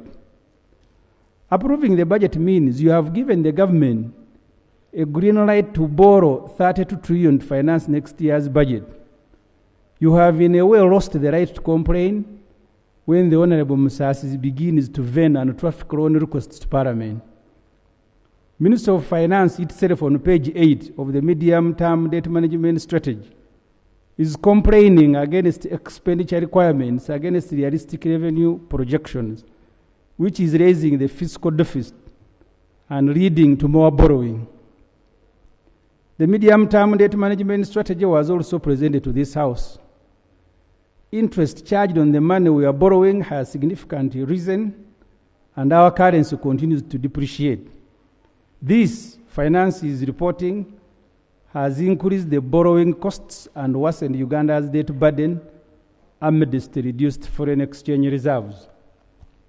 Madam Speaker, I want my tables to be screened because I need to make some explanations.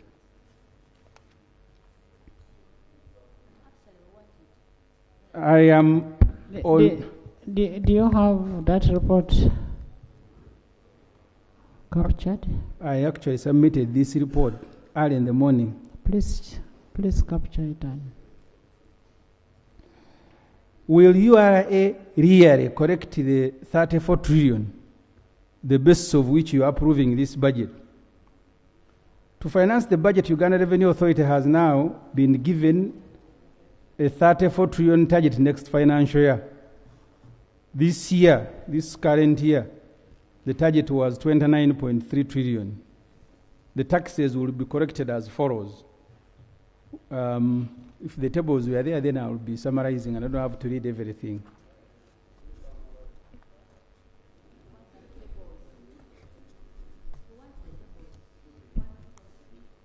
So these tables are too long. If I read them, we'll sleep here.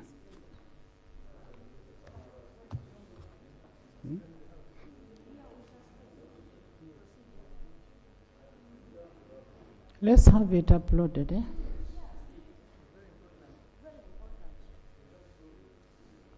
So can can we have the report uploaded?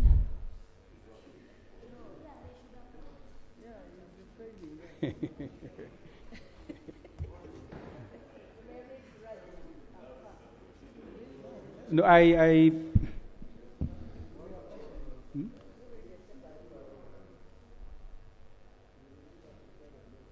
No, the information is here, Honorable Siagi, you know it. My work was to bring it here. So what do I do, Madam Speaker? Because these tables are important. Let's have them uploaded. Yeah.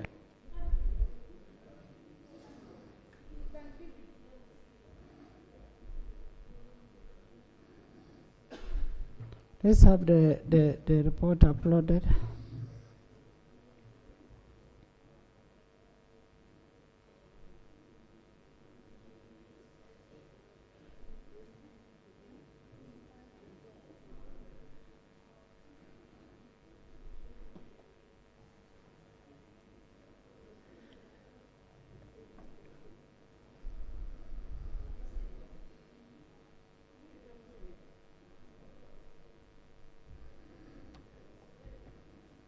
Can I have a look at your report?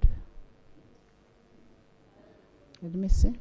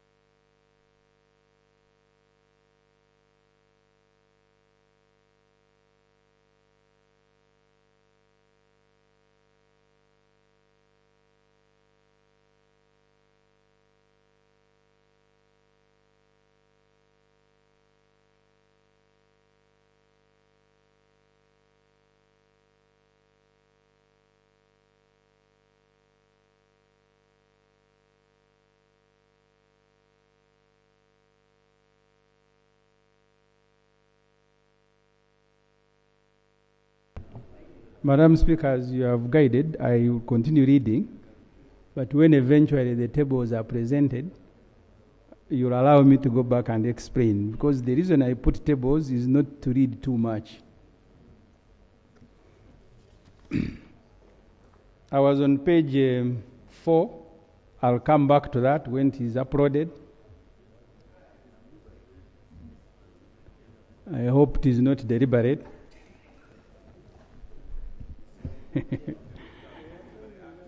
I want to go to page 6. It begins with a table. Madam Speaker and honorable members, I was explaining on page 3 coming to 6 the inability of URA to hit targets for the last 5 years. I now go to budget performance on page 6.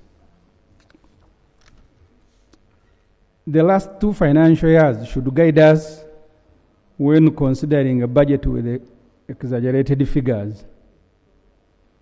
In 2020 to 2023, this Parliament approved a total budget of 52.548 trillion. The actual money raised through taxes and borrowing was 43.4 trillion. Minister of Finance issued or warranted 49.226 trillion. In 2023-2024, revised approved budget was 61.669 trillion. 50.172 trillion was warranted, but the actual money corrected and borrowed was 48 trillion. On average, we have been raising just about 50 trillion to fund our budgets. This election year could even be worse. We need to approve a realistic budget of not more than 55 trillion at worst.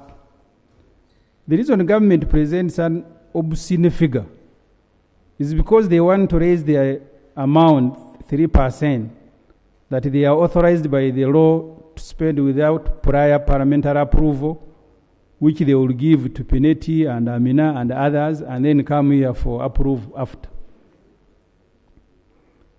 I now want to go to page 7, which is the allocation of the budget. Let Honorable Speaker and other members, we hope you have already noted that we continue borrowing to pay loans. Next financial year, total borrowing is projected to be 32 trillion, of which 10 trillion is to clear maturing treasury bills and bonds. It is actually now 11, which finance likes to sanitize and call debt rollover.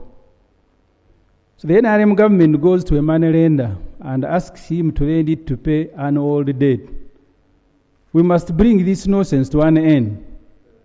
Next financial year, you have budgeted 11 trillion to pay interest on money borrowed, and only 6.5 trillion for development. This is crazy, honorable ladies and gentlemen, that your budget, the biggest portion is to pay interest and not development. The table, which I am not able to display, is giving you the summary of the budget. 38% of the budget is debt servicing, 11% is wage, non-wage is 41.1%, and government is just 9.1%. I now move to servicing public debt, which I have told you it will take 38% of our budget. And that's why we need to pay a lot of attention to this. 38% of our budget is debt servicing. In a report on public debt and grants read in Parliament on March 27th, total public debt is given on page 12 as 106.22 trillion as at December 2024. This, in our calculation, is 52.4% of the GDP, which is given as 202.7 trillion on page 3 of the budget framework paper. The government committed not to borrow beyond 52.4% of our GDP in the Charter of Fiscal Responsibility. Approving this budget means you are allowing government to go against the Charter of Fiscal Responsibility, which will offend Section 12(6) of the Public Finance Management Act. The section states the annual budget shall be consistent with the National Development Plan, the Charter for Fiscal Responsibility, and the Budget Framework Paper.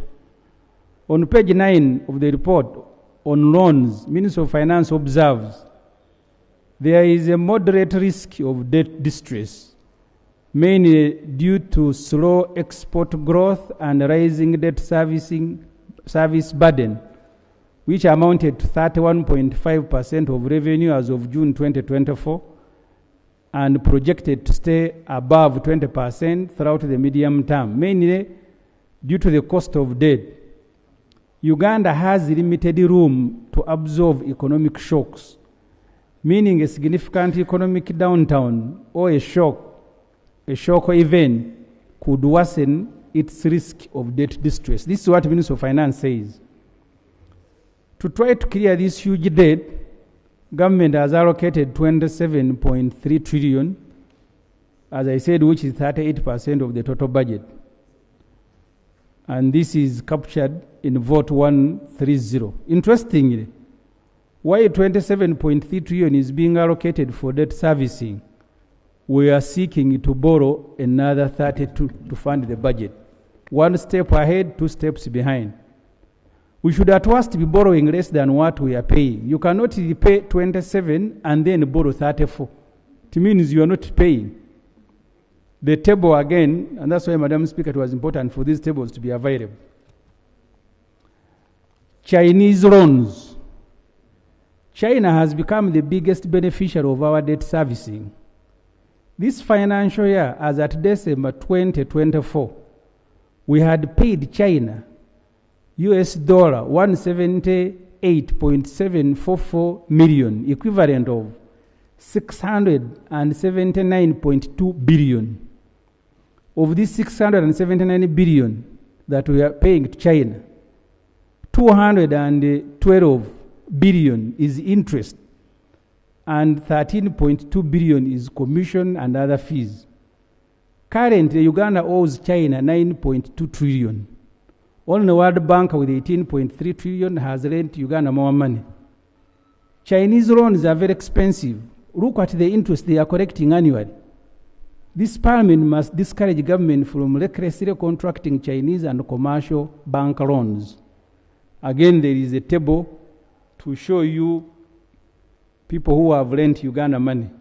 I have said China is now number 2 at 9.2 trillion, and they are collecting almost $1 trillion from Uganda every year. So you come here to pass a budget, you think it is going to your constituency, it is actually going to China. Total domestic debt. The stock of domestic debt is given by Finance on page 23 of the report on loans and grants as 53.224 trillion as of December 2024. In the Treasury Operations Policy Statement, domestic debt is given as 51.7 trillion. This is mainly the money borrowed from commercial banks to finance our luxury lifestyle in the budget. Sometimes this government borrows money that is paid in 91 days. This is like ordinary people walking to a money lender. The South African banks are the biggest beneficiaries of this lending, especially Stanbic and Standard Chartered. These South African banks collect more than 9 trillion annually in interest from government. Please remember that out of the about 24 licensed commercial banks in Uganda, only 4 are owned by Ugandans. What government calls domestic borrowing is actually foreign external, because these domestic banks are foreign owned. And the list of these banks is given. So they tell you domestic borrowing, you walk to Stanbic and they take the interest to South Africa. I want you also, honorable members, to note, I am now on page 11. We have 27 trillion debt servicing. You need to know who are we paying. First, we are going to pay Congo, Democratic Republic of Congo, for stolen gold, 247 billion. So this is what is in the budget, that we are going to clear our debt. So one of the beneficiaries is Democratic Republic of Congo, 247 billion for stolen gold.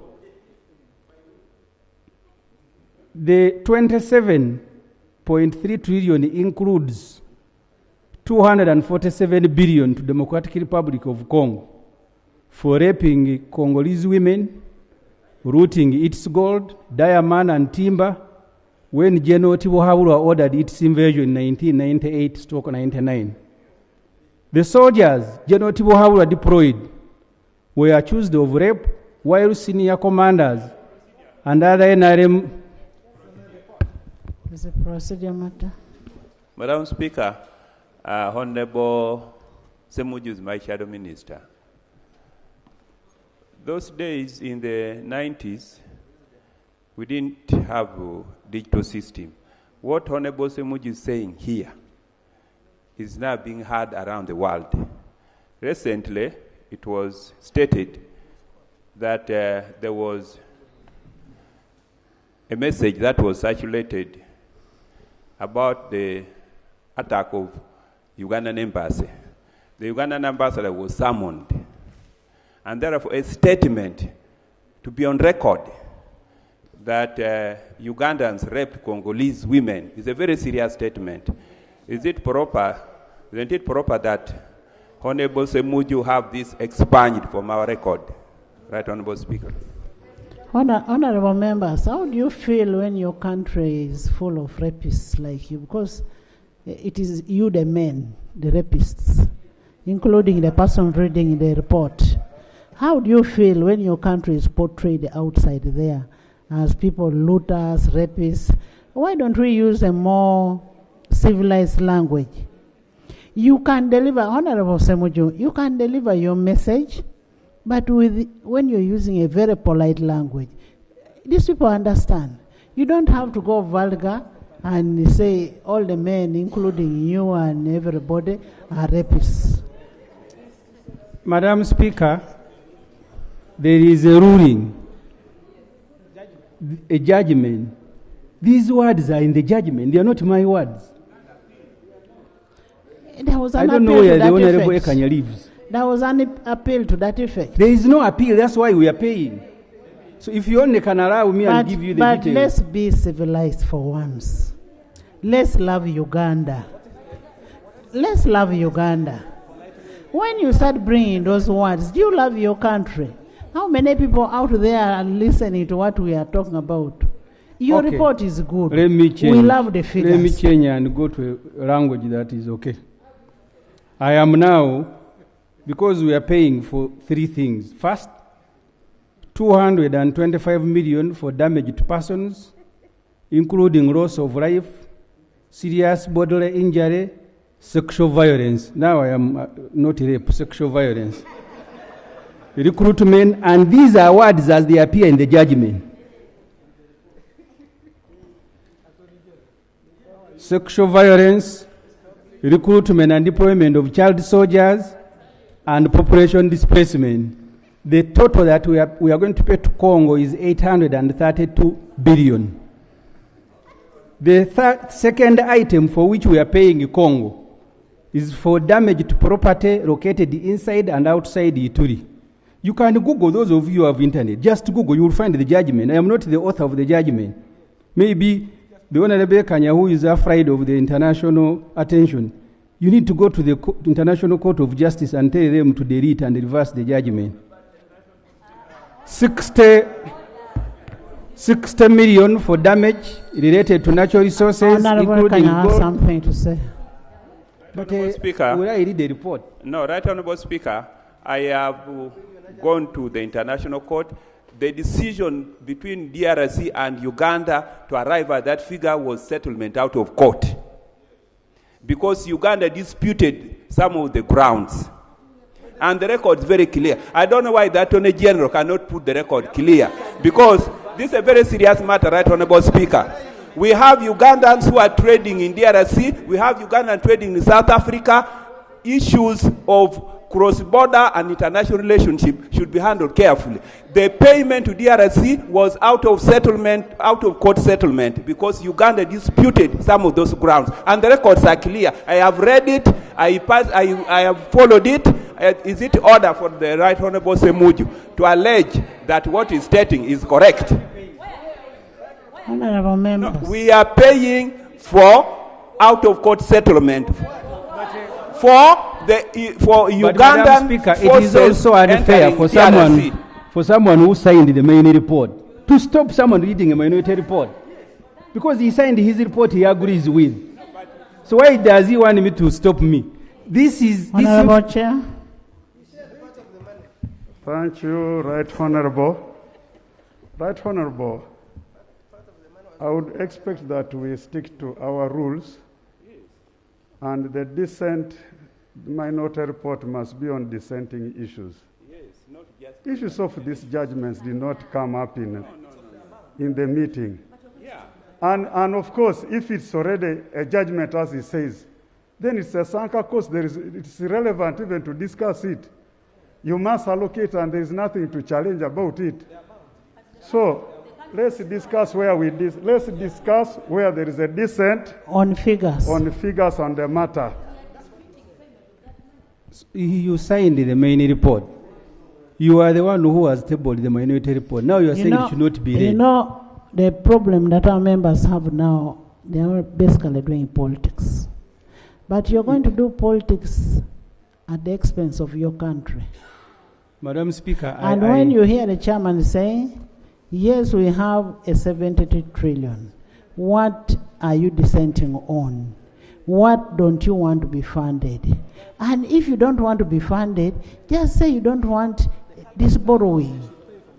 Madam Speaker, I am a politician elected by the people of Chira. I am not one of those politicians who fear to do politics. I didn't come here to do medicine. I came here to do politics. Madam Speaker,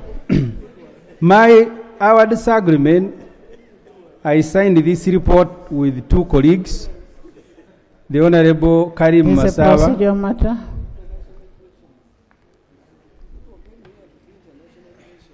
Thank you so much, Madam Speaker. I am raising on a matter of procedure with a lot of pain. My senior colleague, who is a veteran in this House, and hiding behind the issue of politics, seems to have derived a lot of fun and joy in destroying the reputation of this country. This House, every member of Parliament in this House is part of government. Yesterday, the same speaker kept calling the matter, this House, you people.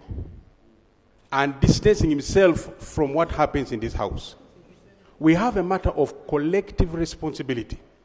There are many things we don't agree with here, but once the House makes a decision, we go back with collective responsibility. So I am concerned here that, is it in order for our colleague, who stands as a member of parliament for a constituency within the center of the city, to continue to derive joy in demeaning this parliament, demeaning government, and putting a bad name to the whole country and the whole globe, that Uganda is a negative country, is a bad country, is in every way possible to be pulled down? Is he in order to move like that procedurally? I beg to request and submit. No, I don't wait. So you have become a speaker. Silas? Right, Honorable Speaker, if the rules allow, my point of order goes to Honorable Seno. Honorable Semuju Nganda has all the right to present his position. Number two, Uganda knows that when you do certain things, they will embarrass you. Yes. We ought to have known that when we do this and this and this, we get embarrassed. And we should have not gone there. We would have not reached where we have reached today. So I don't want to touch on the words that he has touched. But the issue is, as a country, we must learn from this point, that next time we should not do certain things, so that we get protected. We protect our image, not to lament here when we are the ones who began with it. And therefore, would love to raise the point of order. Whether Honorable Eseno is proper in trying to stop a member of parliament who is only trying to do his best to tell the country that let us not do certain things, is in order. Honorable members, I want to refer you to Rule 215 on dissent from a decision of the majority. A member of a committee dissenting from a decision of the majority may state in writing the reason of dissent, and the statement of reason. Reason shall form part of the report of the committee. 2, the member of the committee dissenting from the decision of the majority shall be given time to present the statement and reasons referred to in sub-rule 1. And in preparing this statement of reason of dissent, a member of the committee shall be accorded reasonable assistance. That's okay. Now, I just want you to guide us. Where are you dissenting from with the main report? Madam Speaker, I stated at the beginning that, let me repeat, first paragraph. We are opposed to the approval of the 72.376 trillion budget unless it is restructured as proposed to address the socio-economic challenges of our country. Our disagreement is on the budget. And I am pointing out why we disagree, that Uganda cannot continue paying a debt. Honorable Semuju, as a senior member in this House, we appreciate your disagreement, but bring your matters with dignity. We can disagree respectfully. That room of disagreement is there, but you don't need to bring all that destroys the country. You are raising very good points, very, very good points, but the wording matters a lot. Honorable Duru, first wait, because I know for you cannot mention some of these words with your mouth. You cannot. This, I know you. Jonah, I know there are words you cannot mention. You first sit. So you have very good points. You have really very good points, but bring it in a way that does not make people think we are only playing politics. And Madam Speaker, I want to... Oduru was brought up. I want to... Because, Madam Speaker, there is no amount of attack that will stop me from presenting my report. No amount of attack. And I want to assure every colleague here, no amount of attack will stop me from presenting my report.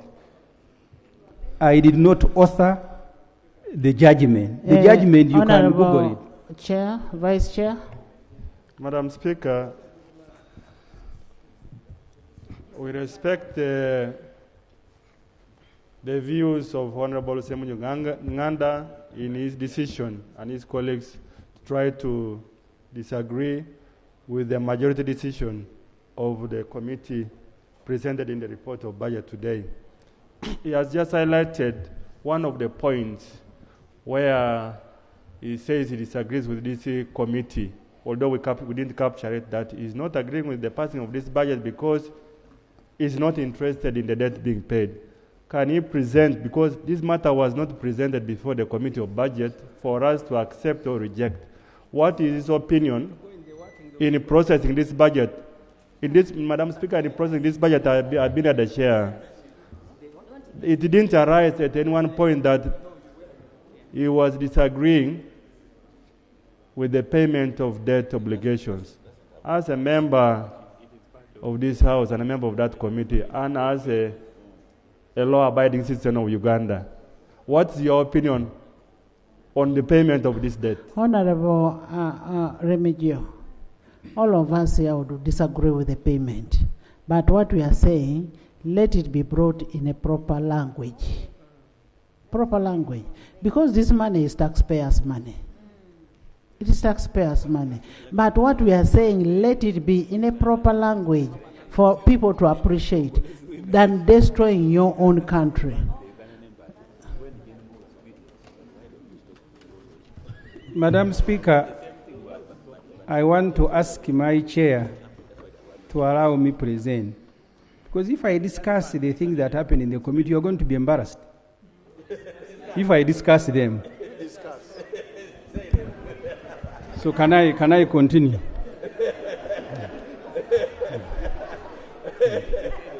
Madam Speaker, I am now... Can you conclude? I am is being wasted. I am on page 12. Because this parliament must understand that when you pass 27 trillion to pay debt, who are you paying? I am on page 12, Madam Speaker. Budgeting 60 billion to pay local debts. Also included, I am shocked that the chair says this is not in the budget. So which means you don't even know which budget you have recommended to Parliament. Also included in the 27.3 trillion debt servicing is 60 billion amount for local construction company. Uganda is acquiring preferential shares in this collapsing company. This Parliament authorized the government in July 2022 to acquire 150,000 shares in local at a cost of 207 billion to be paid over 5 years. This payment to ROCO is now part of our public debt obligation. As of May 2022, ROCO debts were at an equivalent of 414 billion. The company owed banks several amount of money. I don't have to read the names. As usual, General Museveni stepped in since the proprietors are his friends who helped him when he was fighting to remove government in 1980-86.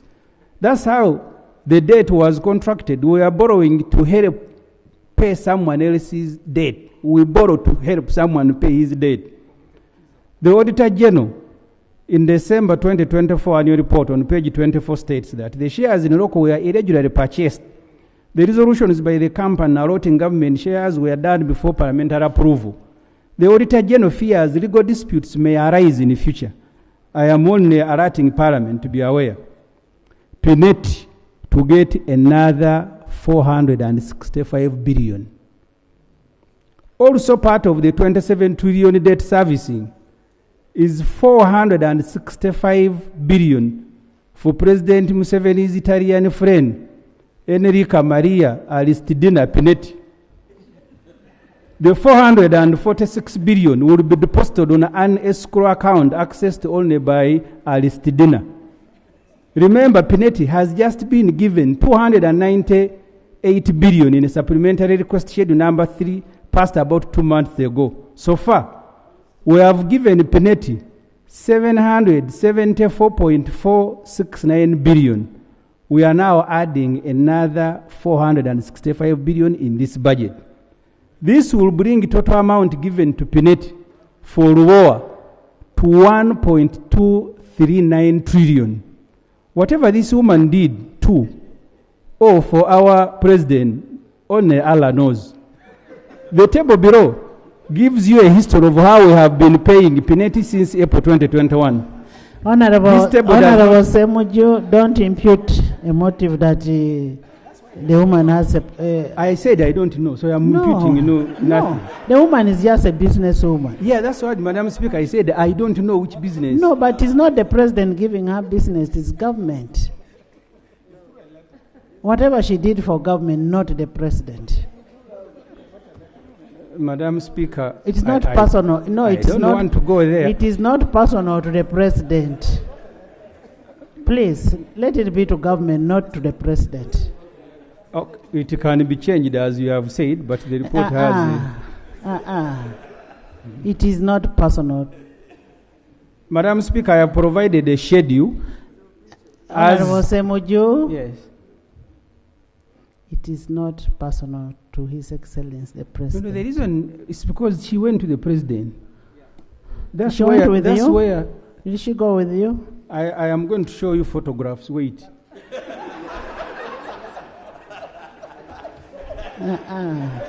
Next page. So this schedule you see there, as of July 13th, 2022, we had given Pinet this amount of money. We have now increased. You can go to page 14. Now they are not putting them proper. But you can see Pinet and President Museveni. And then continue below. Here, I think it was deliberate, but here it is very clear. You have Pinet addressing Honorable Matia Kasaija, the Secretary to the Treasury. So the workers of the President are now being addressed by Pinet. She's a very special person. You may deny, but she is. That you meet the President and then go and summon the whole of finance. I am now on page 15, paying Mubaje debts. Also in the budget, there is 14 billion to help Mufti Ramadan Mubaje repay his debt. Sheikh Mubaje sold Uganda Muslim Council farmland in Sembabule to 2 different people. One of the buyers took him to court and obtained an order to attach Uganda Muslim Council property, including the National Mosque. Now President Museveni has ordered that taxpayers' money be allocated to Mubaje to help him repay the money he ate.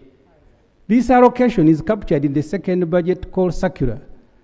Like President Museveni, Mubaje changed the Uganda Muslim Council constitution to remain in office when he clocked 70, bird of the same feather. Page 16. I have finished 38% of the budget which is going to pay debt. You need to know at the end of this debate that actually there is no budget you are passing. 38 has gone to the debt. 16% of the budget is to government employees, including ourselves here. Wage will consume 8.5 trillion of the budget, representing 11.5. It takes the second biggest share. The Auditor General in his annual report, dated December 2023, said verified public employees on the payroll are 396,997, which is 0.8% of the total population. Uganda's population is 45.9 million. So you who are less than 1% of the population, you are taking 11% of the total budget. The President on Labor Day, May 1st, in the Kapilipili said, public service now employs 480. This will still be less than 1%. And wage is not only expense, is not the only expense taxpayers are incurring on public servants. There are other direct expenses listed below, which totals to about 4.4 trillion. Taxpayers are spending, if you add, 12.8 trillion on public servants, representing roughly 16%. So you can look at that table. After paying us a salary of 8.5 trillion.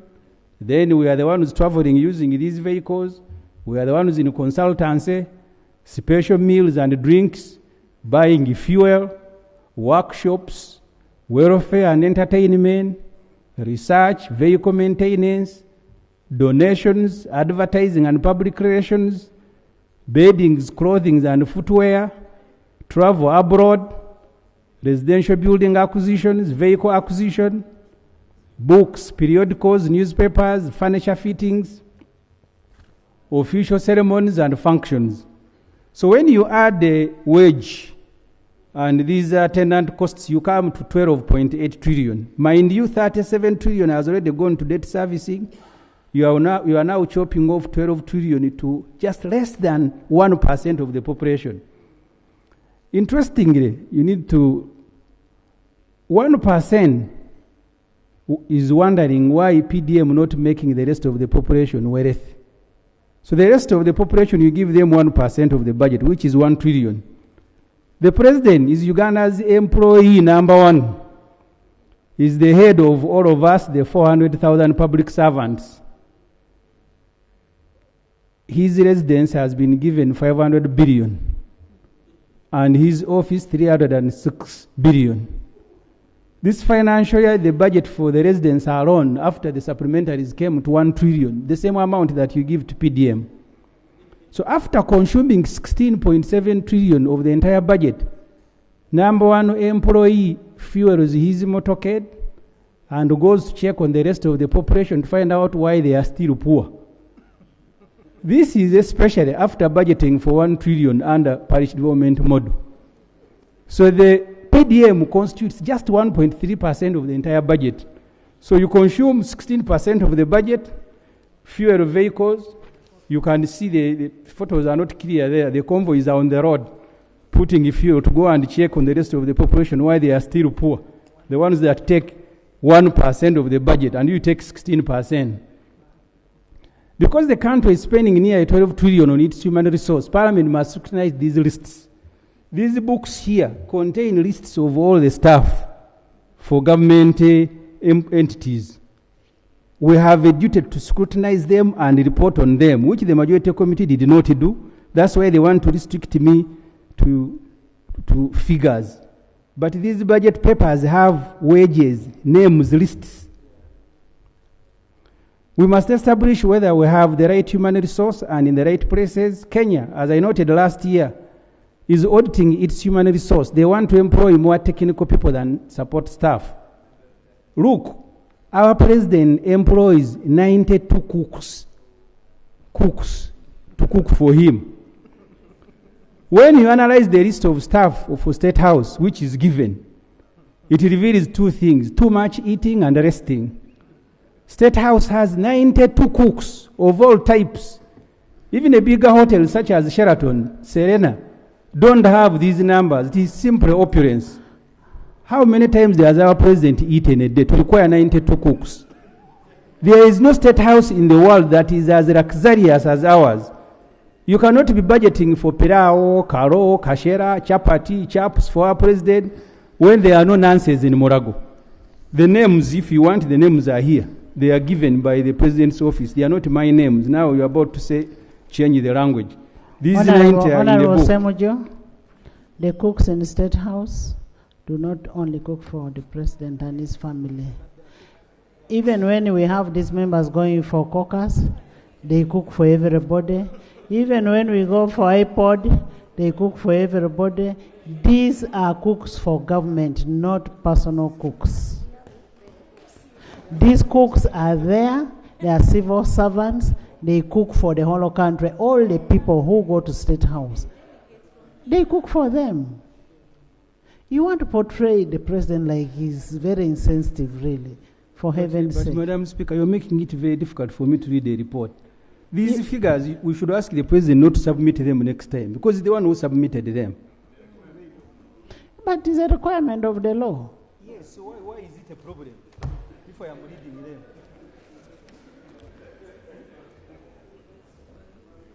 Let it be the cooks are for State House, not for President Museveni. State House is for the president, under the president Vice President, Prime Minister's Emolument Act. Other people who go there to eat our money are committing a crime. Yes, Honorable Kabanda.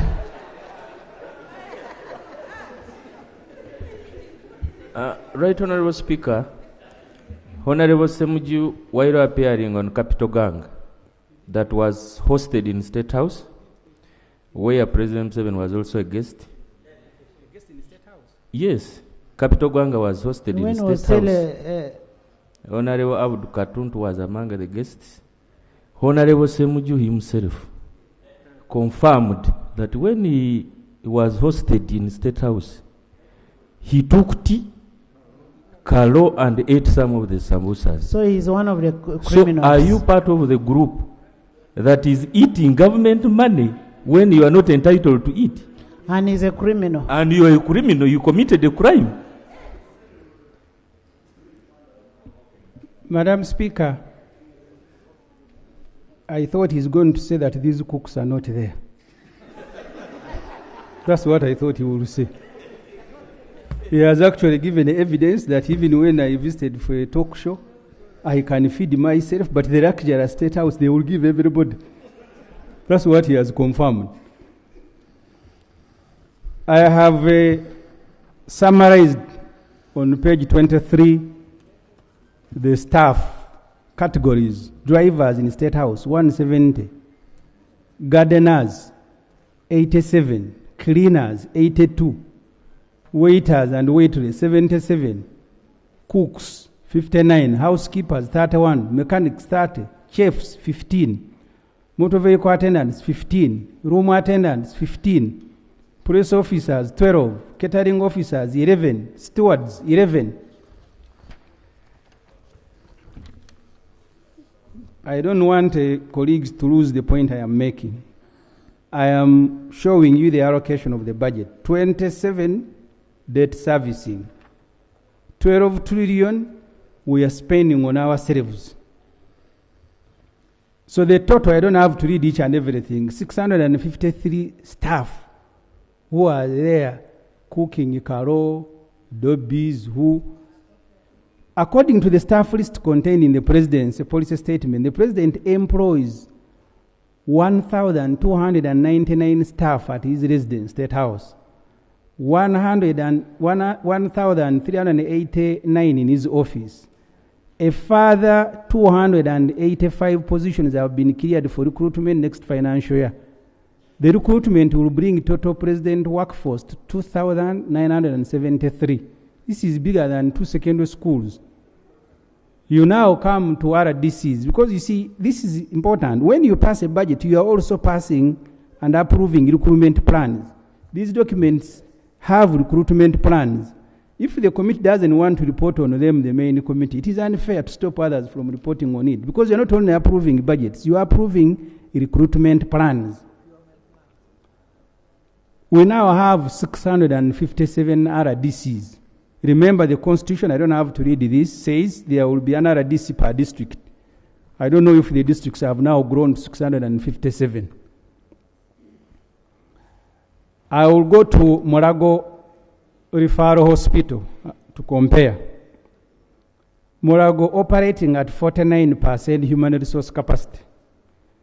In this report, we compare Morago National Referral Hospital and the State House, President's Office, staffing levels. Both State House and President's Office employ 3,000 staff, while Morago has 1,308. Total number of staff required to run Morago is 2,649 members of staff, but only 1,308 have been recruited, which is 49% of the total requirement. Morago needs 1,338 staff to operate at full capacity. The list below shows the critical staff missing at Morago Referral Hospital. I don't have to go through the whole list, but you can see. This is where all of us go when we have problems. There are no staff, there are 90 cooks.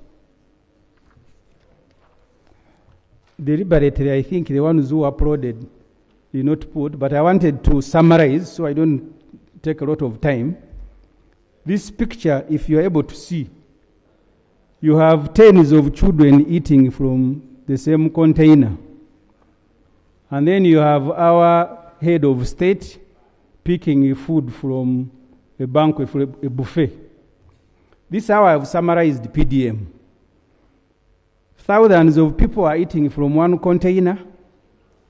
The rest have a buffet.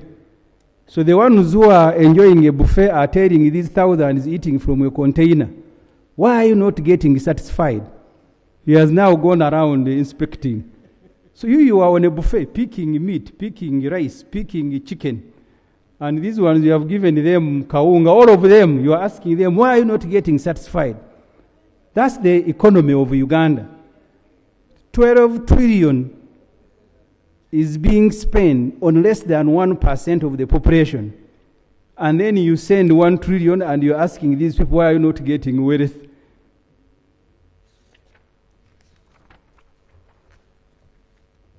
Let us look at the 1 trillion in the budget that will be given to, because we are told 14.8 million Ugandans who are still in subsistence agriculture under the patched development model. I don't have to repeat, that's why I used the photos to illustrate. I can now go to page 30. I'm about to finish. And this, for us, is the critical point. Budget must address conditions of our people. Our proposal to restructure the budget to address the socio-economic situation in the country, let us look at that situation that we are saying must be addressed. 14 million Ugandans walk barefoot. Right, Honorable Speaker, Honorable Members, 31% of Uganda's population, approximately 14 million, do not have at least 2 sets of clothing or a pair of shoes. Majority of these clothes and shoeless people are in Karamoja, where according to UBOS, 62% are without a pair of shoes and 37% are without 2 sets of clothing.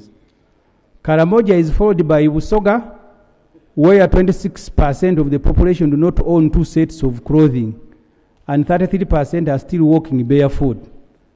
This situation is evident when you look at the number of children in Busoga walking to school in plastic sandals called Nigina or barefoot. Rango, Teso, Buked, and Western Nile follow. This is according to UBOS. Ownership of clothing, according to UBOS and shoes, serves as a basic measure of household welfare, reflecting both economic capability and social status. These items, UBOS says, symbolize personal dignity and community standing. Children feel very bad if you didn't know if they don't have them. You need to read Genome 7's book. He still remembers that when they were in primary school, only Sir Richard Kaijuka had shoes. At 80, it is still paining him. There are photos here of children.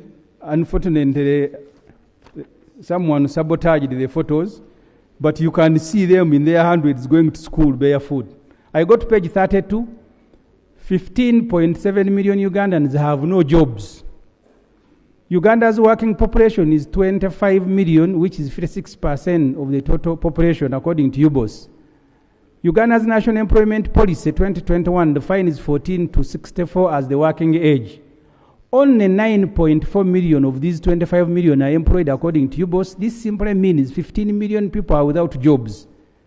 General Tibohabu on Labour Day stated that 1.4 million people are working in factories, 3.6 million in agriculture, 5 million in service, 46,000 in ICT, 408 in public service. Of course, President Museveni figures are exaggerated because the Auditor General, after head count, quoted 396,000 as the number of public service figure.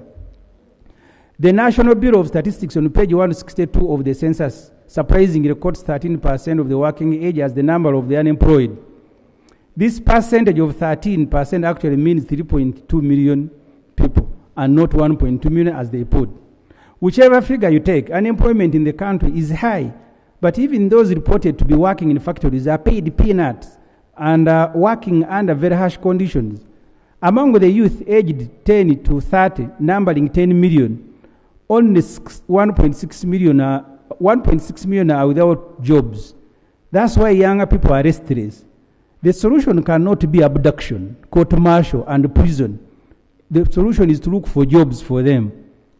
Only 2.7 million Ugandans own bank accounts. We are told we are being moved into money economy. Maybe they will put us on trucks and drivers there. Only 2.7 million own bank accounts. On page 171 of the census report, UBOS reveals that only 2.7 million Ugandans own bank accounts. The bank account ownership gives a fairer picture of who really is working and is in money economy. Both government and private sector pay through banks and are required by law to remit workers' savings to NSSF or various pension schemes. If only 2.7 million people, which is 10% of the working age, own bank accounts, it means many Ugandans are casual laborers. Bank of Uganda, in a 2022 financial capability survey, found out that 49% of Ugandan employees are paid 150,000 and below. Those paid between 250 and 150 are just 33%. People who are paid $500,000, between $500,000 and 250 are 11.1. Those who are paid between $500,000 and $1 million are 5.7. The Ugandans who are paid a salary of more than $1 million are just 0.9% of the population. That is the money economy for you in our country. 28 million Ugandans still using firewood for cooking. According to UBOS, 28 million people are still using firewood as main source of energy for cooking. This is 32% of the country's population. This affects the environment adversely and a source of ill health. 89% of the population is using firewood and charcoal. In Karamoja, 56% are still cooking in open space. The chair who presented the report said this is the best budget. Of the 10 million households, only 25 are using electricity for lighting and 28 are using solar. 5 million Ugandans ride borders. According to UBOS, bicycles remain the main means of transport in the country. At least 20% of the population, roughly about 9 million people, own bicycles. 12%, 5.5 million, own motorcycles. 3.9, which is 1.8 million, own vehicles. What this means is that we are a border and bicycle economy. 14 million Ugandans in subsistence economy. According to the census, 3.5 million households, which is 33% of the total 10.6 million households in the country, are still engaged in subsistence economy. This is 14.8 million people. Just 2 pages, and I finish the rest are just annexes. According to UBOS, 62% of the entire population is in agriculture. This percentage means 28 million people are still surviving on agriculture. 5.6 million families share a room each, have no toilet. According to the census, there are 10.6 million households in Uganda. The average size of a household is 4.2 persons. According to the census, 53% of the households in the country sleep. 4 people sleep in one room. In Karamoja, it is even worse. It is 70% of the households that are sleeping in one room dwelling. So families have one room. That's where they sleep. According to the UBOS report, 7% of Uganda's population is without a toilet facility, still engaged in open defecation. Open defecation in Karamoja is at 60%, according to UBOS. World Health Organization underpins safe disposal of human waste as one of the key measures to reduce diarrhea transmission. Only 4.7 million households had improved sanitation facilities. As many as 6.5 million households are still using firewood. 20 million Ugandans food insecure. The Bureau of Statistics on page 356 of their report notes that 20 million Ugandans are moderately or severely food insecure. This is 4 people in every 10, representing 46% of the entire population. Again, Karamoja is worst hit, with 63% of the population suffering from food insecurity. It is followed by Teso. The chair of the committee is from Teso, the vice is from Karamoja. It is followed by Teso at 50% and Bukedi also at 50%. Also the reason is not very difficult to find. On page 332, UBOS reports that 8% of the country is still relying on rainwater for agriculture production. Irrigation is being undertaken only at 4%. Mind you, 62% of Uganda's population, or 20 million, are engaged and survive on agriculture. There was a proposal last year to buy and roll out 300 tractors to boost agriculture production. Mr. Museveni ordered this parliament to remove money for tractors. It had allocated last year, and you remember who we gave it to, Magora. The amount required for these tractors, 300 billion. The vice chair here was very happy that this is the best budget. You want 300 billion for tractors, they have provided 25. Very good budget. Last year, Parliament had also allocated 60 billion to complete construction of health centers. The list, you still have it. President Museveni forced Parliament to instead allocate this money, as I said, to Magora. He has now restored only 25 billion. You have, they can buy a regional referral hospital. No window, nothing. Almost 95% completed. You can't find money to complete it. And then you come here and say this is the best budget. For you, from Mumbai, if it is the best, I thank you. I am finishing. This is the last. Our recommendation is that don't approve the budget until it is structured to deal with the country's socio-economic challenges. The money for workshops, entertainment, travel, fuel, etc. should be reallocated to education, health, agriculture, and roads. You are accosting the Minister of Works here. He doesn't have money, 900 billion to buy fuel for government vehicles, and then they begin moving around as if they are touring the country. The final pages are just staff. I don't have to read them. Staff of our dear president, including cooks, gardeners. But I have also put the staff of Murago Hospital for you to appreciate that the National Referral Hospital operates at 49%. Our view, since the law says that the budget should be passed by 30th of May, is for you to reject this particular budget. We go back and restructure it to deal with those issues that are affecting our people. If you don't, you'll have betrayed them. I want to thank you very much, honourable members, for listening to me, and Madam Speaker. Honourable members, you've had the minority and then the major report.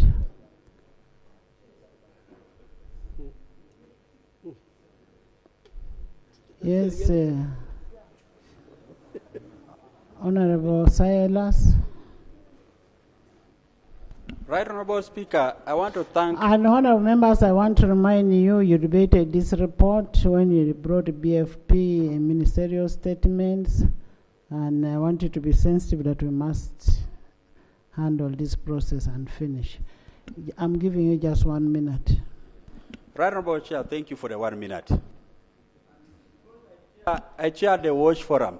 My concern is about the so many villages in Uganda without even a single water source.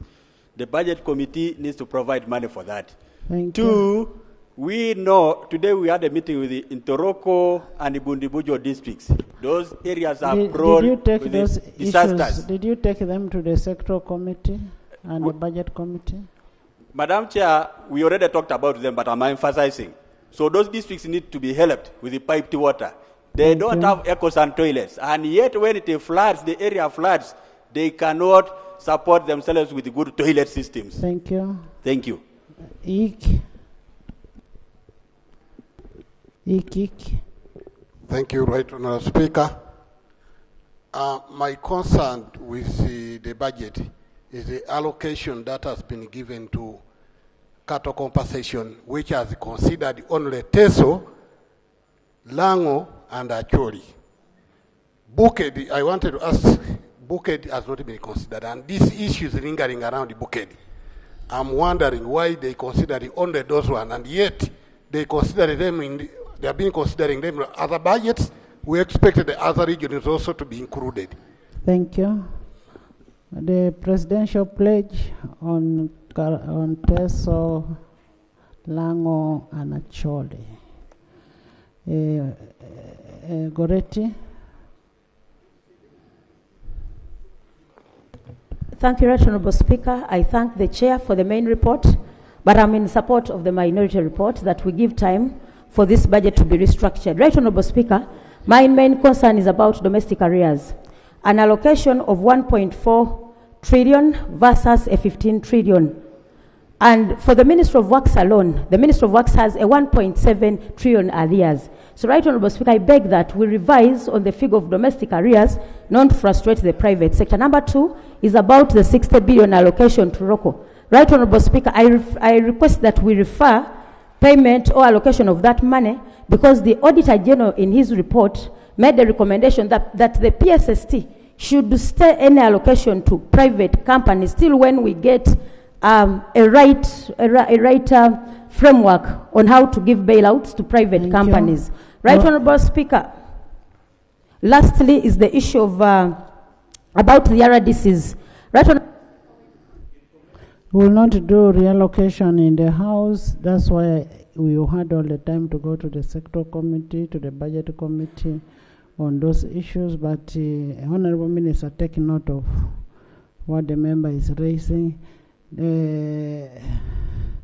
Santa Ole Oduru.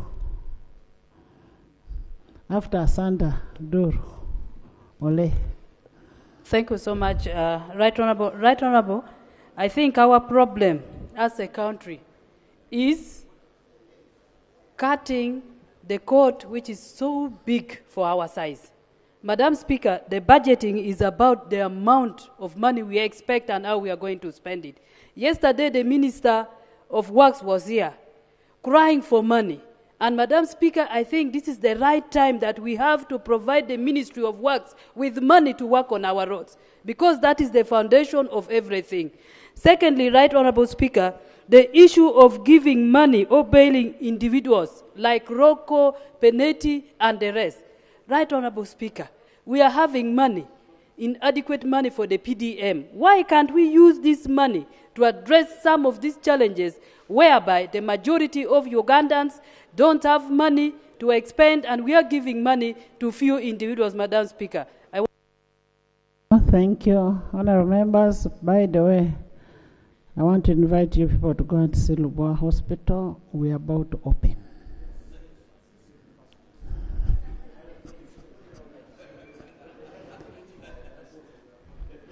Yes, Luboa Hospital is almost. I am going to go to Luboa Hospital with the leader of opposition. We are going to visit it. Yes. Thank you, Madam Speaker. Madam Speaker, when we discuss the budget, we don't only discuss the figures, but we also discuss other issues that inform the budget. Please do. So for that reason, first, I want to fault the government budget strategy. We are so good at coining terminologies, full monetization. Full monetization supposedly means that when you go, you find people with money, full in their pockets or in their banks or somewhere. But what do you find in Uganda? Full poverty. You say higher income at household level. The budget strategy. What do you find at household level? From the UBOS report, people are more poor. You talk about market access. But we are here crying about people who can't sell their sugarcane, can't sell their tea, can't sell their milk. So the first issue is, are people in government really thinking, or they just go to the dictionaries and pick words and then they give the minister to come and present here? These are the realities we have to check. Secondly, if you are talking about now the strategy itself, agro-industrialization and tourism, I want to fault government for thinking that tourism is national parks. Tourism is watching animals. When we apply for visas to visit some of these countries, which visa do they give you? A tourist visa. If there is a place in Uganda that requires support for tourist development, it is Kampala. Because everyone comes to Kampala for a visit. It is the urban centers that we have. So the facilities within the urban centers where people come to see. In Lira, for example, Lira City, we have tourists who come from Agago. We have tourists from Abim who come on a daily basis to visit Lira and they go back. And there are so many tourists who come to Kampala for this visit. So the point I'm raising is we should depart. What is it? No, let thank him. you, Let the him Right Honourable Speaker. Honorable Agago, let him finish his... Madam Speaker, I come from Agago. Can you, Honorable Duru, can you finish? He's a tourist. We are all tourists. Even me, I'm a tourist in Kampala. Yes. We are all tourists. Thank you very much. Madam Speaker, I want to pick up the issue, for example, of coffee. We are investing a lot to process our coffee, but if you don't develop the internal capacity, the market, to buy coffee, even to say a developed country, you see with the amount of intake of coffee they do. I've just learned recently that Ethiopia, which is ahead of us, for example, consumes 50% of their coffee production. But for us, we consume less than 10%. So the coffee we make, 90% is for export. So the point I am making is, even when we think of agro-industrialization, we should think whether we have the purchasing power, whether we have developed the capacity to be able to deal with that. The third one, briefly, is about the economic pillars. Unemployment, balance of trade, debt to GDP ratio, our reserves, etc.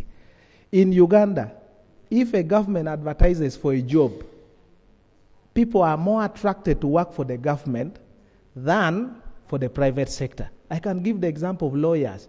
The amount of lawyers applying to join to be grade 1 magistrates, senior lawyers, shows you that the economy is collapsing. A developing economy, the one growing, as stated by government, is the one that attracts more into the private sector employment. Thank you. I thought you had finished. Okay. So lastly, I want to point out that this entire budget is a corruption-led budget. The Honorable Semujo has done good justice in pointing out the areas.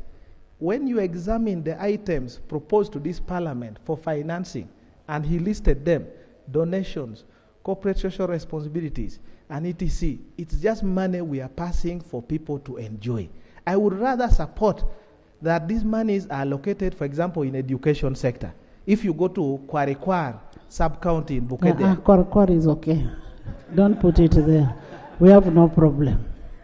Yeah, just because we no, are provided. No, we don't have a problem. Because now we are provided for it. No, we don't have a problem in Kwarikwar. Okay, let me now mention another one. In you say in Otuke?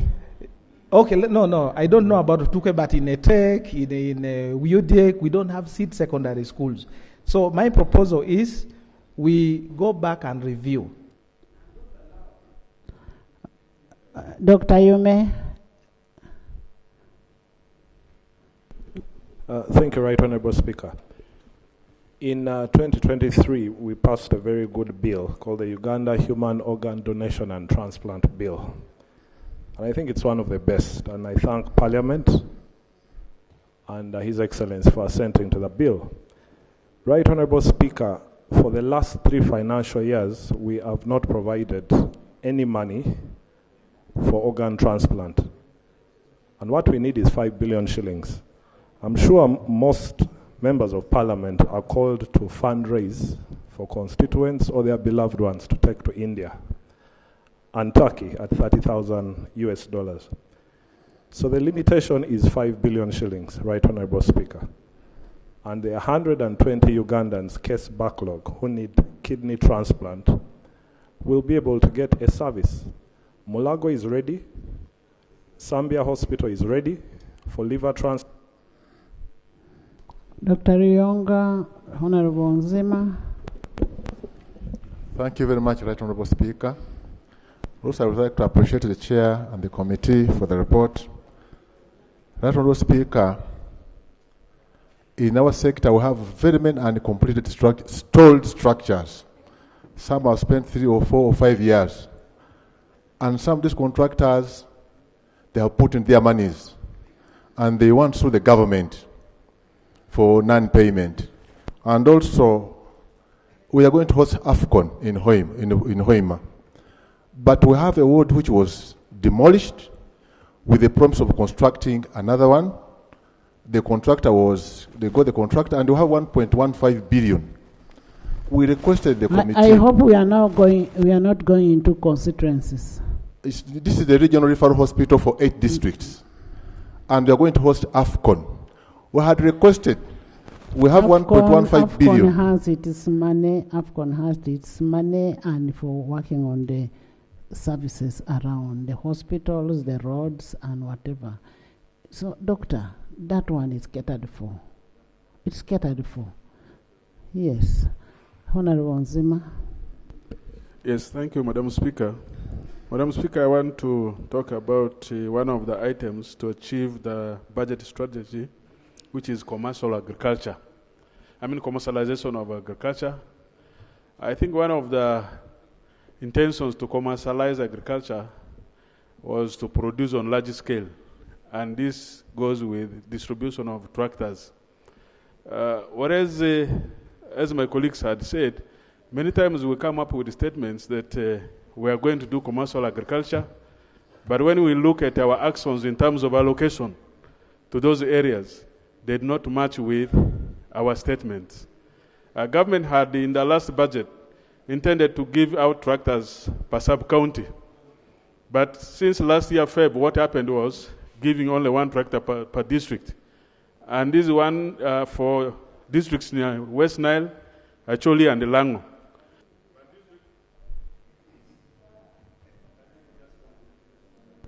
Okay. Thank you, Madam. Let me conclude that statement. This one tractor per district were given without the disc plows. For 1 year, they are there. Instead of giving... The tractor was given without the plows. Yes, they were giving without disc plows. For 1 year, we have been making noise on this floor of Parliament. And yet here, when it comes to budget, we are saying commercialized agriculture is one of our strategies. But when we come to allocations... The Minister of Agriculture is here. We will make a follow-up on that. So my conclusion is that, Madam Speaker, I think that original intention by government to give tractor per sub-county, that should be maintained. And we should move towards achieving that. But when Honorable Semuju was presenting, he said, though the planned figure was supposed to be 300 billion, this is being brought back to, downward to 20 billion. So do we really mean what we speak or what we plan? That's my question to government. Thank you. The Minister wants to respond to you immediately. Right Honorable Speaker and colleagues, the question of plough has been explained several times here in the House. The supplier supplied tractors less ploughs because they are defective. We corrected, and the supplier is due to supply, I think, early next month. And you will get your plows and the tractors. Jennifer? Madam Speaker, thank you. There's the Climate Smart program in Uganda, where 69 districts have been considered, especially the refugee hosting districts of Koboko, Yumbe, and so on. And Marata being a neighbor of these districts, it was considered in the program. And surprisingly, Madam Speaker, Marata has been left out during the identification of the focal point person. And I would like to request that this be addressed, because I wrote to the PS, and since then no reply. I thank you. Thank you. I want to request you people, let's not look at individual constituencies. It's a national budget. Lop.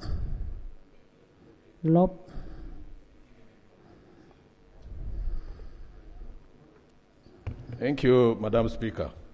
I want to thank the Committee of Budget for the report on the proposed annual budget 2025-2026, but particularly the Honorable Semuju for being spot on, and I have nothing useful to add.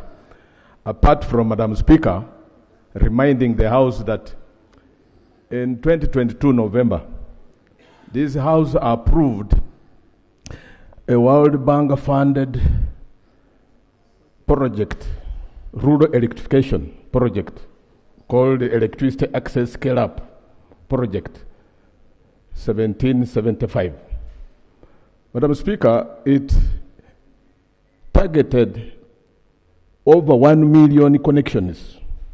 As we talk rural electrification, for those of us who have constituencies in a rural setting, have stalled.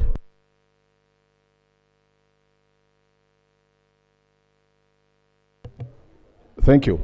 But in the budget on page 32, we have another good project on Oreo mini hydro power plant. I don't want to downplay the importance of this off-grid power plant. But the truth of the matter is the urgent need that the country, that we have to unlock that amount of money, that whooping 345 billion that is meant for the project, and Uganda, on its part of the bargain, is supposed to merely raise 21 billion for counterpart funding to pay or rather compensate the project affected persons and to acquire the waivers.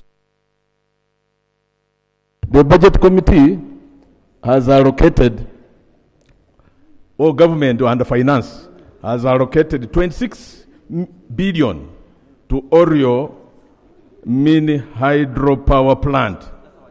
Couldn't you consider reallocating merely 20 billion to unlock, this is an urgent need, to unlock this 345 billion for rural electrification operations to resume?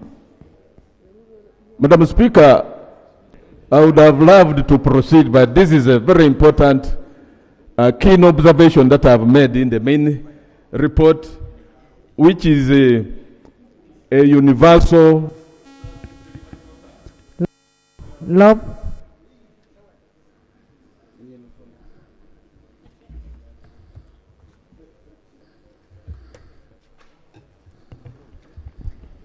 Right Honourable Speaker, I want to appreciate the colleagues that have presented.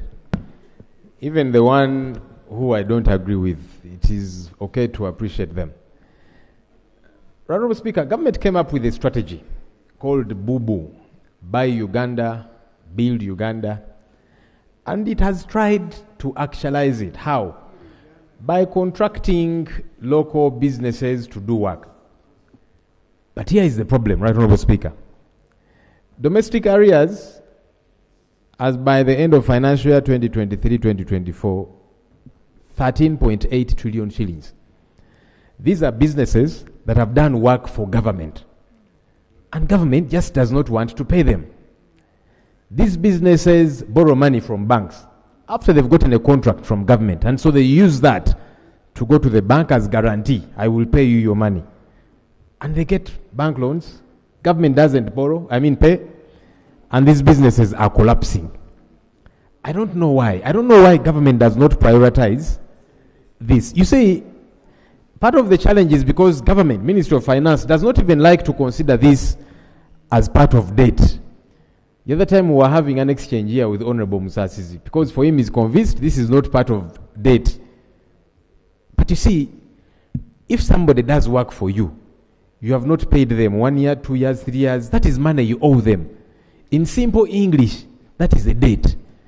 So maybe that's why you're not paying it, because you don't think it is a debt, and I don't know why. Honourable Speaker, we are giving free money to many of these companies, free money. Atiak, Day Biopharma, Rocco, Inspire Africa, Coffee Factory, and so on and so forth. But we don't want to pay those who have availed services to government. I don't see how that makes sense. You're giving free money to some companies. You're saying, well, they're about to collapse and so on. But these ones render the service to you as government, and you don't want to pay. We need to reprioritize, honestly speaking. The excuse that we keep hearing, that you see these accounting officers, they overcommit government. The person who has rendered the service is not to blame. You punish your accounting officers who are overcommitting you, but pay the people who have signed contracts with government. That should not be their problem. You cannot tell them, you see, accounting officers are overcommitting government, so we are not going to pay. But whose problem is that? That's why you made them accounting officers. So they operate on your behalf. And so to the other person who is having a contractual obligation with them, for them they've got a good contract. So you punish your accounting officers if they're overstepping their bounds. But can we pay the people that we owe?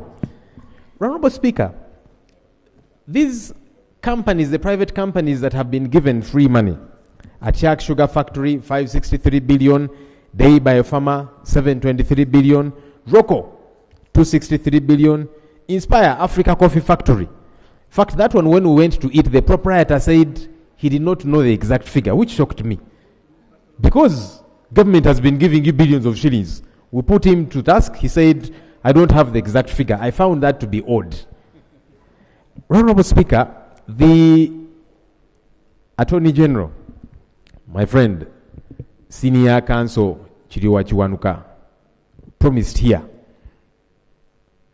a couple of days ago that he is going to avail all documentation pertaining to these monies that were given to these companies. Because for some of them, government said we have purchased shares. So we said, where are the share purchasing agreements? For some, of course, when you to do that, there must be a chief government valuation report. The Attorney General promised that he's going to bring those documents here. Where are they? Last year, Right Honorable Speaker, when we were debating the issue of Day Biopharma, you, Right Honorable Speaker, told the House that no, let's pass this money. Afterwards, government will bring the agreement, because our concern was that, number one, there is no agreement. Number two, you've not valued the company. How do you buy shares in a company that you have not valued? And then they came here to us and said, let's pass the money. And we pleaded with you, Right Honorable Speaker, and said, let's not put the cart before the horse. You said, no, the money can be passed. The agreements will be obtained. Where are those agreements? Because we actually objected to that idea. You don't do this first. You don't first avail the money. So what happens if the valuation turns out that actually the company is less valuable than you thought? That's a problem. I hope that the Attorney General can make good the promise that he made. No. Honorable Speaker, as I begin to wrap up, I'm glad you've talked about Lubowa Hospital and you have promised to go with me. I'm actually going with you. Because the last time I went, I was denied access. The last time the Minister of Health, who is supposed to supervise that project, was denied access. Honorable Lob, yes, right. It was dangerous for you because the construction was still at the... Oh, really? The debris would fall on you, but now that we are in the final stages, we can go. Actually, Right Honorable Speaker, it's more dangerous now because they are putting up a shell. The other time there was nothing. So there was no debris going to fall on me and my colleagues. But anyhow, Honorable Speaker, we have injected now 774 billion shillings into Lubowa Hospital project. You see, as we kept complaining, they began to put up a shell structure. And when you're passing by the road, you can see a structure there. But Right Honorable Speaker, this 774 billion shillings has got to be fully accounted for. I hope that there will be an audit, because that shell structure cannot account for 774 billion shillings. So we need to do a proper audit. I am glad you're saying we are going to pay a visit there. I hope they will not tear gas our Speaker. Those people are not easy. No, they will not. But importantly, Right Honorable Speaker, we need to order an audit. 774 billion shillings. What has it done thus far? Because that is money that has gone. Each time they come here, they ask for more money. Money for supervision, money for what? Can we have a proper audit of this money? Finally, Right Honorable Speaker, our parliamentary chambers, the new ones being constructed across. Each time there's a contentious issue that like there's going to be in the coming few days, this place will be full. People will be sitting on each other's laps and so on, because of the holding capacity here, which is too small. And so there's been a plan for the last couple of years to build chambers, new chambers there, and offices. Honorable Speaker, it concerns me that Parliament pays plenty of money on an annual basis to rent space, office space for members of Parliament, for staff, in buildings that are neighboring Parliament here. Because there's not enough space here for all the 500 plus MPs and the numerous staff that we have.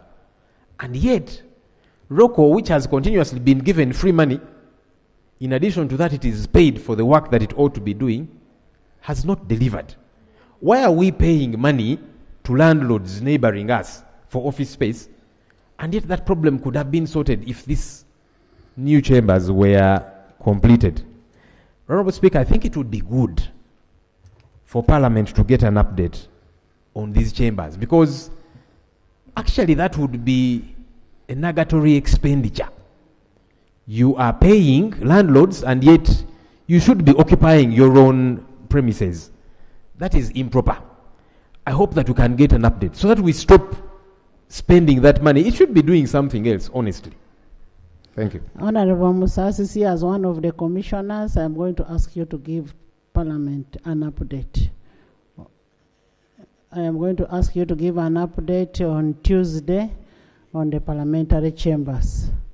So, yes, on Tuesday. Much obliged, can somebody first say something, then I come to you. Yes.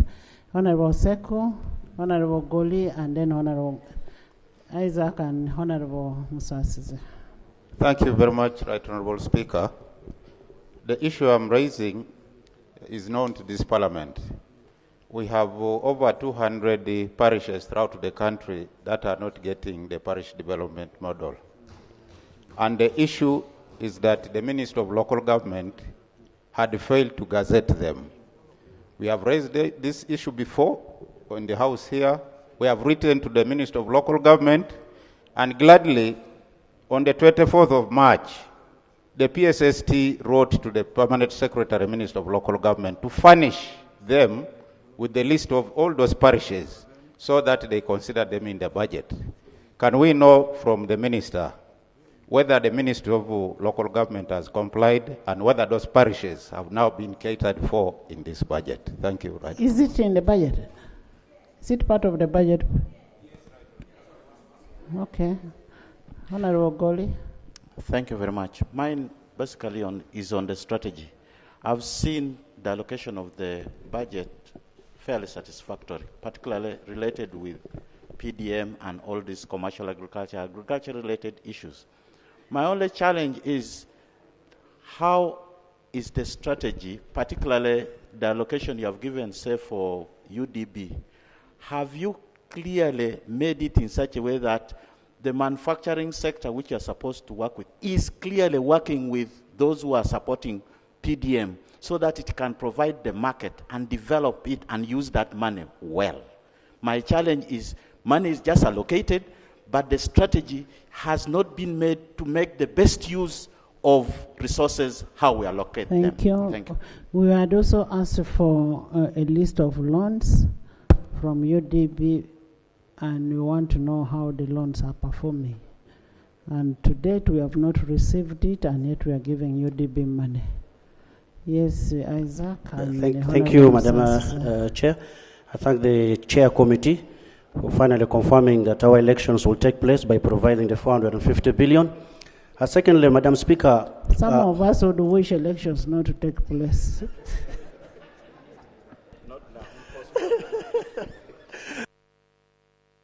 The Chair has confirmed that it will take place now. The money is available. Madam Speaker, the Committee of Health did actually put in a requisition within its sectoral committee recommendations that the constituencies which had not been allocated ambulances be provided with funds to the Ministry of Health.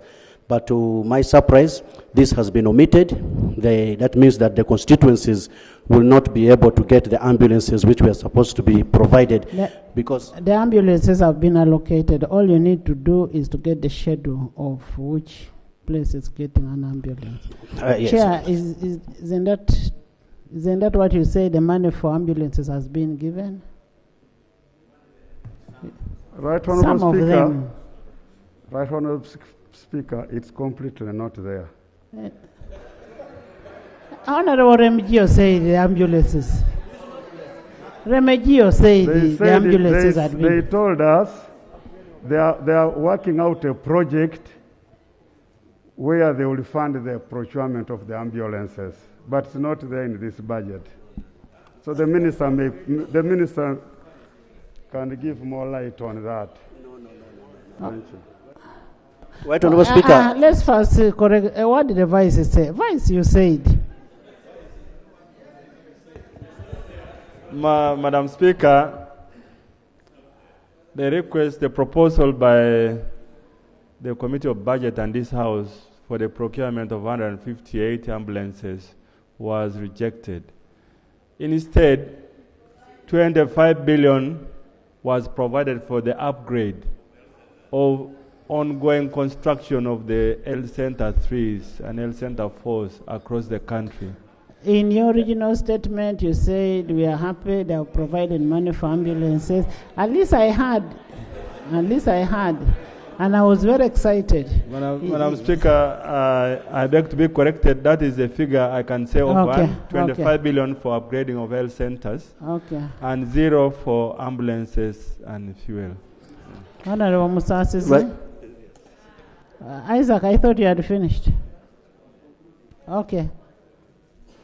Yes, right, Honorable Speaker, I sit on the Health Committee, and I remember vividly that the Minister of Health came and brought that request in. And then lastly, Madam Speaker, of course, I still stand disappointed that Nebi Zombo Road has still not been funded in this budget, despite the 5 years we've been calling for this road. It remains the only border custom that is not tarmacked in Uganda, despite it bringing revenue. The Goli and Padea customs, it has still not been brought. Thank you. Christine, then Henry. Thank you very much, Right Honourable Speaker. Right Honourable Speaker, in this year that we are going to conclude, we discussed about the creation of the new administrative units in terms of the allocation of money for roads. And the recommendation was that each administrative unit, whether old or new, should be given money independently. But Right Honourable, it was not implemented. I hope now that we are making a new budget and money for roads is being allocated, Ministry of Finance should take note and actually ensure that each administrative unit, whether old or new, gets its own money for proper implementation of the road fund. Thank you.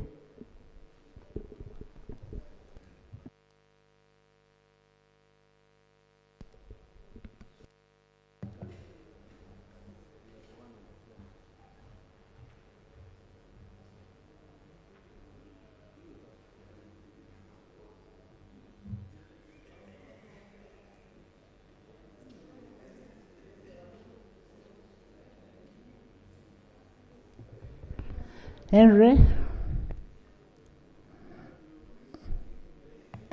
Thank you, Right Honourable Speaker. Right Honourable Speaker, I wish to express my gratitude to colleagues for supporting us in this budget process since September to date. Madam Speaker, arising from this debate, I wish to respond as follows. One, the leader of opposition raises a concern about escalating domestic arrears. Whereas it is true that the domestic arrears stood at 13 trillion as per the Auditor General's report, we offset this included the obligation by which we offset, and the balance remained 5.2 trillion. When we remove the budget for this year of 1.4, we remain with 3.8, which we plan to settle in the next 3 years.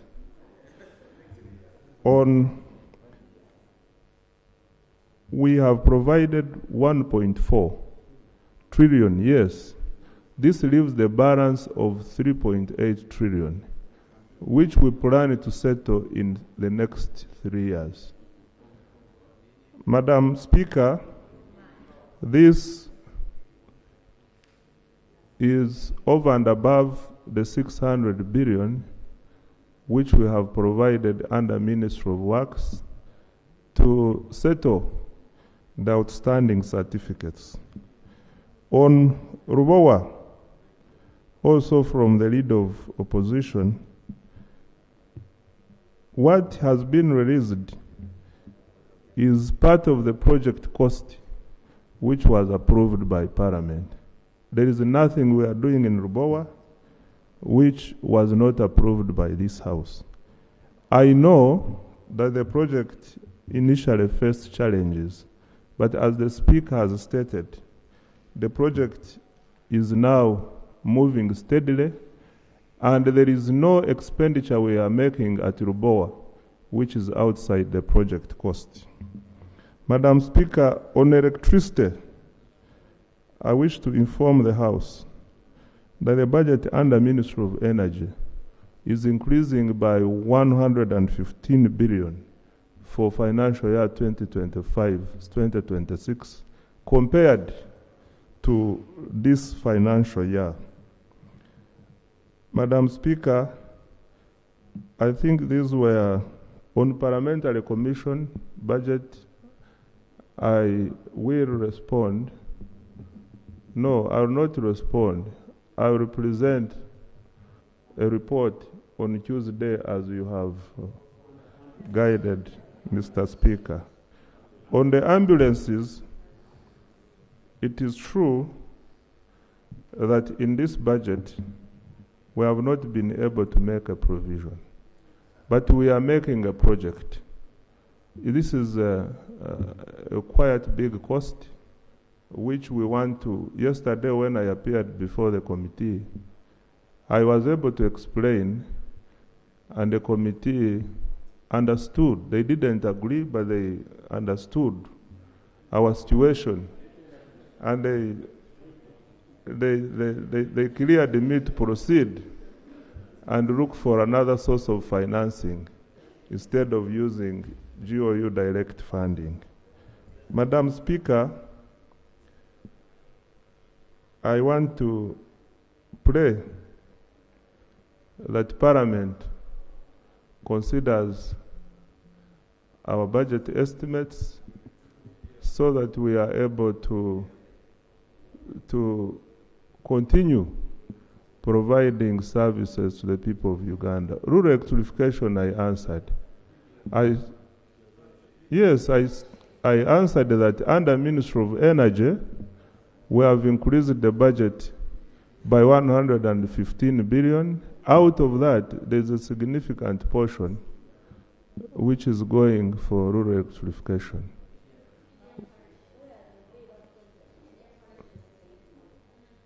Minister of Local Government can answer that. For me, I can only respond to the extent of the coded parishes which are in the system. The rest of the new parishes, I am not competent enough to respond to that.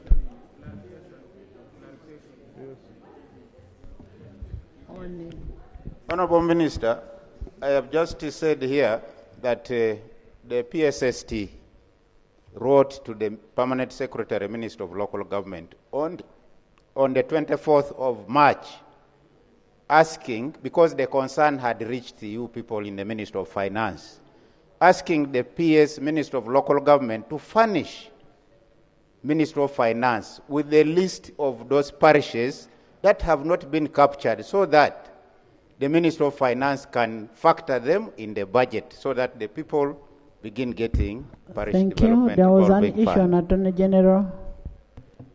Yes. Honorable, and to clarify it further, because like I said, the Attorney General promised here to avail those agreements, valuation reports, and so on.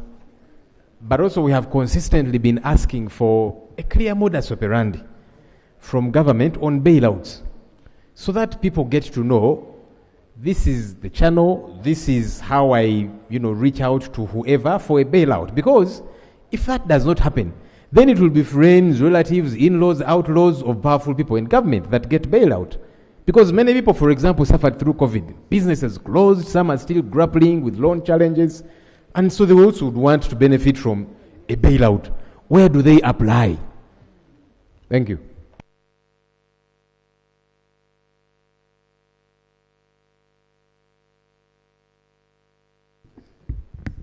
AG. Right Honorable Speaker, I thought I'd actually send these documents, but I'm going to check and find out what the status is. Actually, I thought I had done that. Thank you. Honorable Minister, you had finished? Thank you, honorable members. We've listened to everything. I now put a question that the House approves the proposed annual budget for financial year 2025-2026. Those in favor say on the contrary, nay. Let's have it. Item 5 on the order paper. You're going to hurt yourself by making all that noise. Item 5 on the order paper. Motion that the House resolves itself into a committee of supply for the consideration and approval of the estimates of revenue and expenditure for the fiscal year 2025-2026. Hansard, I want you to capture all the sheets, all the figures for all the votes, and you will be looking at the totals of all those votes. After all, they will be captured. Honorable members, having approved the previous motion, the House will now progress to supply the actual budget. Allocation for each vote pursuant to Rule 158 of the Rules of Procedure of Parliament. I will now invite the Minister of Finance, Planning and Economic Development to move a motion to that effect. Right Honorable Speaker, I beg to move a motion for the House to resolve itself into a committee of supply to approve the budget estimates for financial year 2025-2026. Seconded, Juliet, Isaac, Eseno, Honorable Achia, Honorable Polot, Honorable Karamoja Fayas, Honorable Katesh, Honorable Mara, Alanyo, Nekesa, Honorable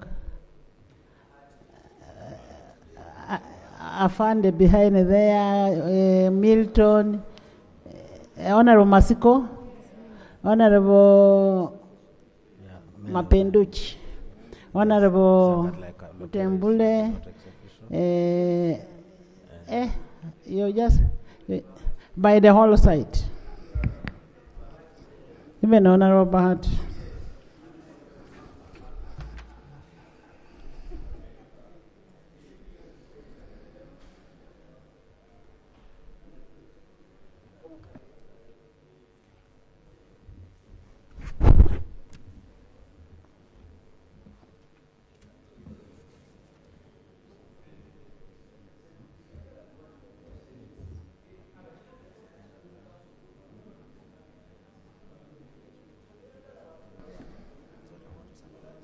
Honorable members, the Budget Committee presented its report, and the figures therein are the ones we are going to supply, and we've reached a consensus on both sides that we will capture all the figures and we will go by the subtotals. That is our consensus, and then we'll vote the figures, the subtotals, which will be a total of all the votes. Honorable members, I now put a question that the House resolves itself into a committee of supply for consideration and approval of the estimate of revenue and expenditure for the fiscal year 2025-2026. Those in favor say on the contrary, nay. The ayes have it. The committee of supply.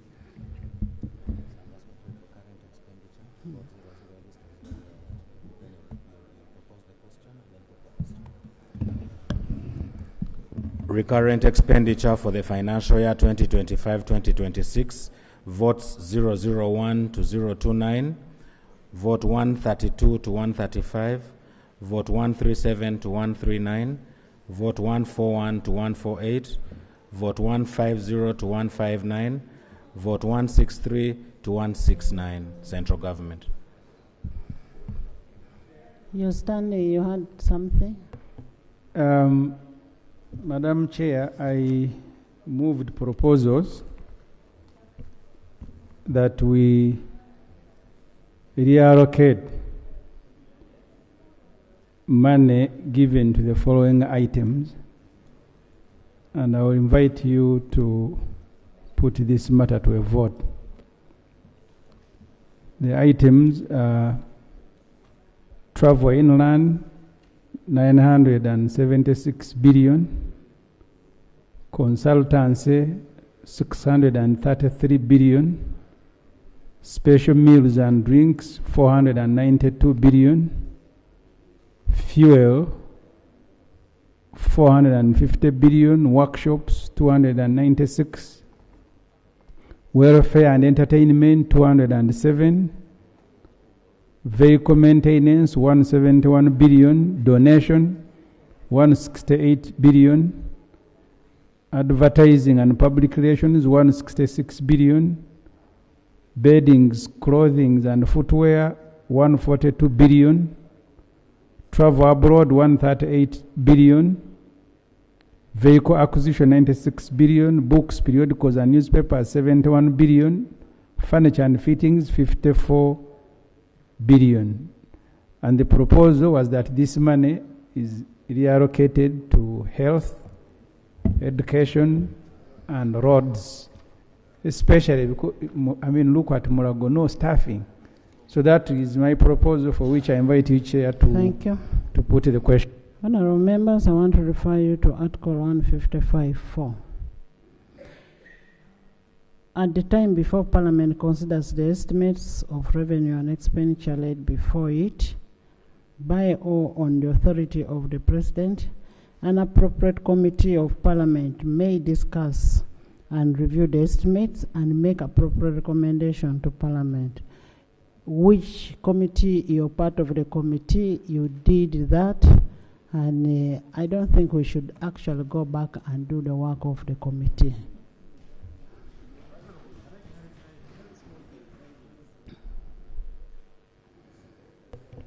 Honourable Speaker, I wanted to clarify, especially for the Hansard, because you have said that by consensus on both sides, we have agreed to, maybe you clarify it properly, because to pass the budget, okay. Because one, we have a minority report, so we are opposed to the majority report. And by the way, we even produced an alternative budget, a copy of which should have come to your office. So I think the idea is that we are here to vote, and on our end we are ready to vote no. I hope when the nays are loud enough, they will have their day. So the idea is I think the consensus is about we are here. Our consensus is on the methodology of supply. But not that not I am conceding to the budget as it is. On I wanted to clarify that. A methodology of the supply. That's what we have agreed. Even if you vote no, if you have the nays have it, you will take it. All right, Honourable Speaker, I have an issue with the guidance you have given to this House. The interpretation would be that the Committee of Budget is superior to Parliament. No, it's not. The it reason acts why, on behalf yes, of Parliament. Yeah, if a member of Parliament or anybody goes to the committee and the ideas are not accepted, the appellant provision is that they can come to the House and try to persuade the House. If the House agrees, it carries the day.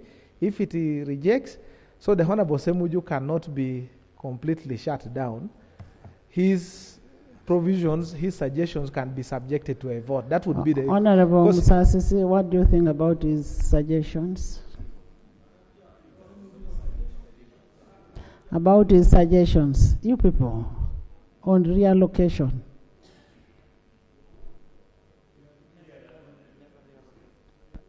Yes, okay. Thank you, Right Honorable Chair. Right Honorable Chair, we process this budget through a number of steps, and the last stage is consolidation by the Budget Committee. Then we come here for consideration and approval. Madam Chair, if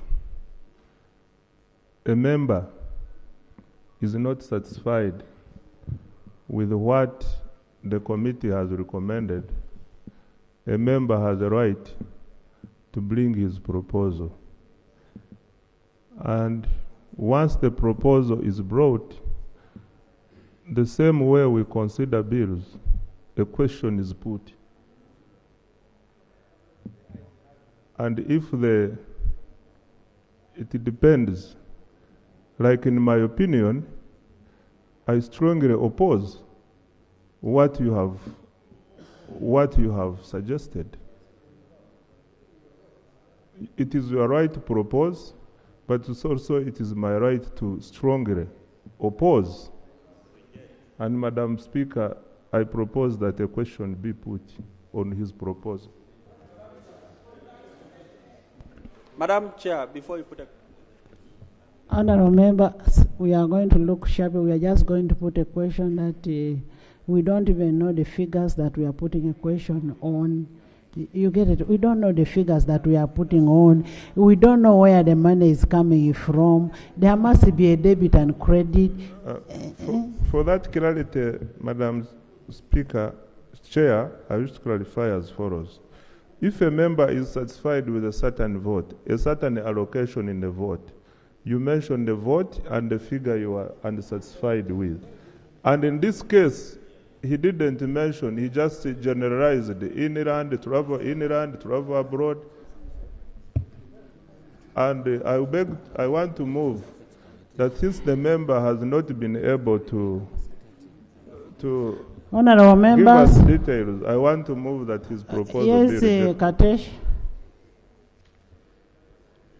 Right Honorable members, Right Honorable Speaker and members, we have a risk of falling into Honorable Semuju's trap because it doesn't have a trap.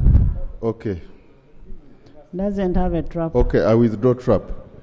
He has presented a proposal that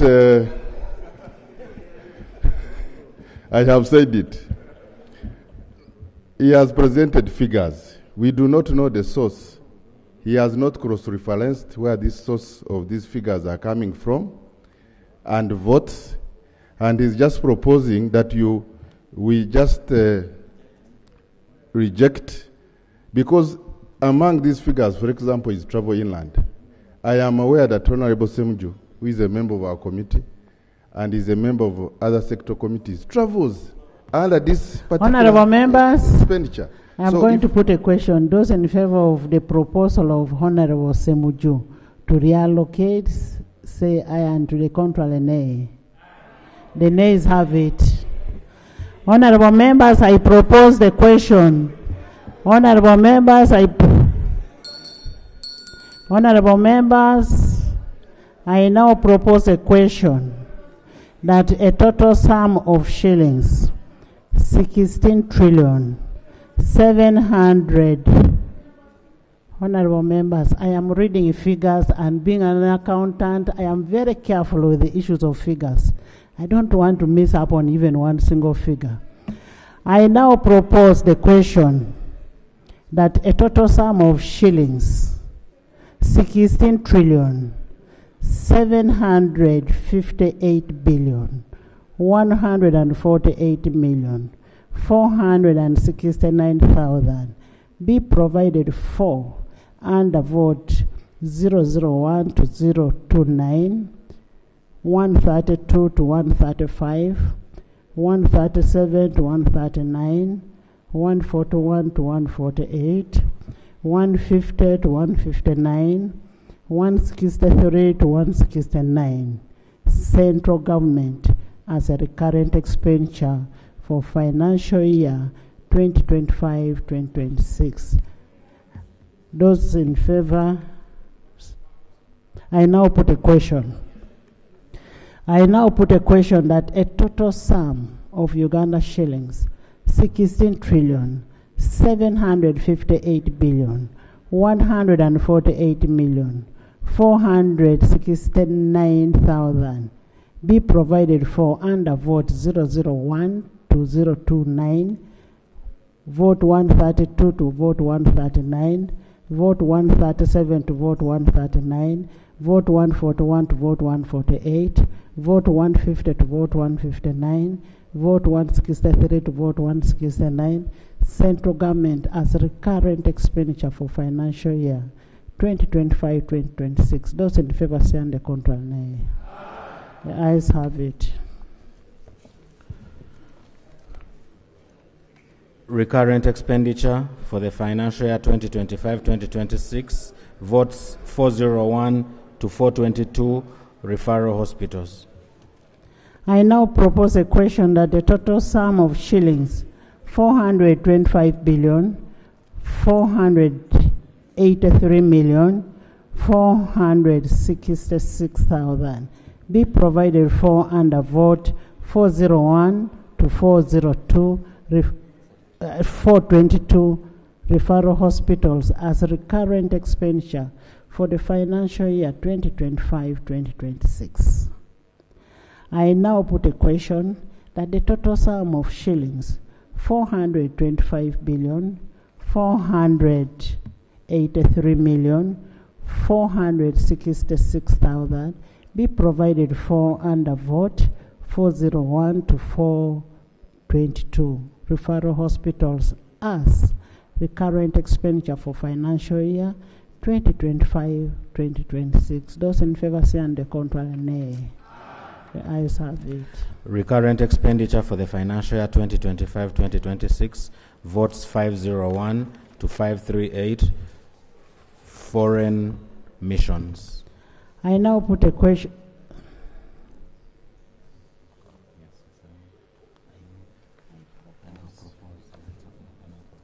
I now propose a question that a total sum of shillings 443 billion 410 million 887,000 be provided for under vote 501 to vote 538, missions abroad as a recurrent expenditure for financial year 2025-2026.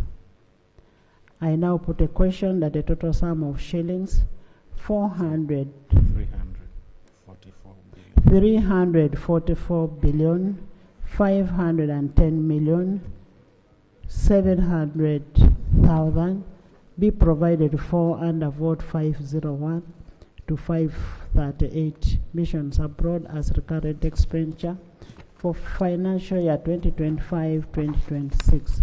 Those in favor say and the contrary nay. Ayes have it. Recurrent expenditure for the financial year 2025-2026, local governments, votes 601 to 610, 701 to 731, 801 to 935. I now propose a question that a total sum of shillings 4 trillion 956 billion 988 million 639,000 be provided for under votes 601 to 610, 701 to 731, 801 to 935. Local governments as recurrent expenditure for financial year 2025-2026. I now put a question that the total sum of shillings 4 trillion 956 billion 988 million 639,000 be provided for under the votes 601 to 610, 701 to 731, 801 to 935, local governments as recurrent expenditure for financial year 2025-2026. Those in favor sign the contrary nay. The ayes have it. Total recurrent expenditure for the financial year 2025-2026. I now propose a question that a total sum of Uganda shillings 22 trillion 385 billion. I now propose a question that a total sum of shillings 22 trillion 385 billion 31,461,000 be provided for as a total recurrent expenditure for the financial year 2025-2026. I now put a question that the total sum of shillings 22 trillion 385 billion 31,461,000 be provided for as a total recurrent expenditure for the financial year 2025-2026. Those in favor say on the contrary nay. The ayes have it. Please capture all the figures for all the votes. Development expenditure for the financial year 2025-2026. Central government, votes 001 to 023, 110 to 169, 301 to 313, 401 to 402. I now propose the question that the total sum of shillings 17 trillion 917 billion 878 million 81,000 be provided for under vote 001 to 023, vote 110 to vote 169, vote 301 to vote 313, vote 401 to vote 402 as central government development expenditure for financial year 2025-2026. I now put a question that a total sum of 17 trillion 917 billion 878 million 81,000 be provided for votes 001 to 023, vote 110 to vote 169, vote 301 to vote 313, vote 401 to vote 402 as central government development expenditure for financial year 2025-2026. Those in favor say on the contrary nay. The ayes have it. Development expenditure for the financial year 2025-2026. Votes 403 to 422 referral hospitals. I now propose a question that a total sum of Uganda shillings 20 billion 95,000 I now propose a question that a total a sum of Uganda shillings 20 billion 95 million 943,000 be provided for under vote 403 to 422 referral hospitals as development expenditure for financial year 2025-2026. I now put a question that a total sum of Uganda shillings 22 billion 95 million 20 billion 95 million 945,000 be provided for under vote 403 to 422 referral hospitals development expenditure for financial year 2025-2026. Those in favor say on the contrary nay. The ayes have it. Development expenditure for the financial year 2025-2026. Votes 501 to 538 missions abroad. I now propose a question that total sum of Uganda shillings 55,690,000 be. I now propose the total sum of Uganda shillings 55,690,000 be provided for under vote 501 to 539 missions abroad as development expenditure for financial year 2025-2026.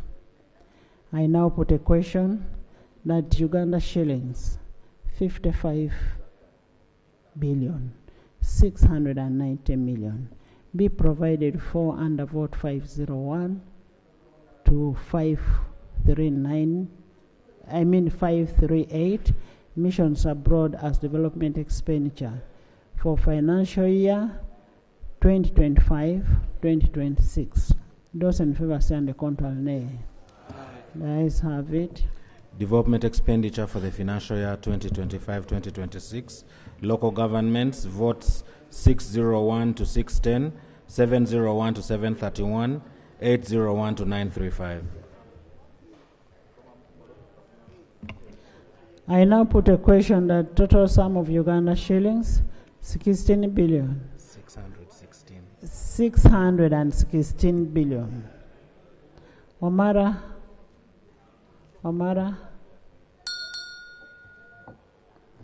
I now propose a question that a total sum of Uganda shillings 616 billion 717 million 890,000 be provided for under vote 601 to 610, 701 to 731, 801 to 935. Local governments as a development expenditure for financial year 2025-2026. I now put a question that the total sum of Uganda shillings 616 billion 717 million 890,000 be provided for under vote 601 to 610, vote 701 to 731, vote 801 to 935. Local governments as a development expenditure for financial year 2025-2026. Those in favor say and the contrary nay. The ayes have it. Total development expenditure for the financial year 2025-2026. I now propose a question that the total sum of Uganda shillings 18 trillion 610 billion 381 million 913,000 be provided for as a total development expenditure for financial year 2025-2026. I now put a question that the total sum of Uganda shillings 18 trillion 610 billion 381 million 913,000 be provided for as a total expenditure, a total development expenditure for the financial year 2025-2026. Those in favor say and the contrary nay. The ayes have it.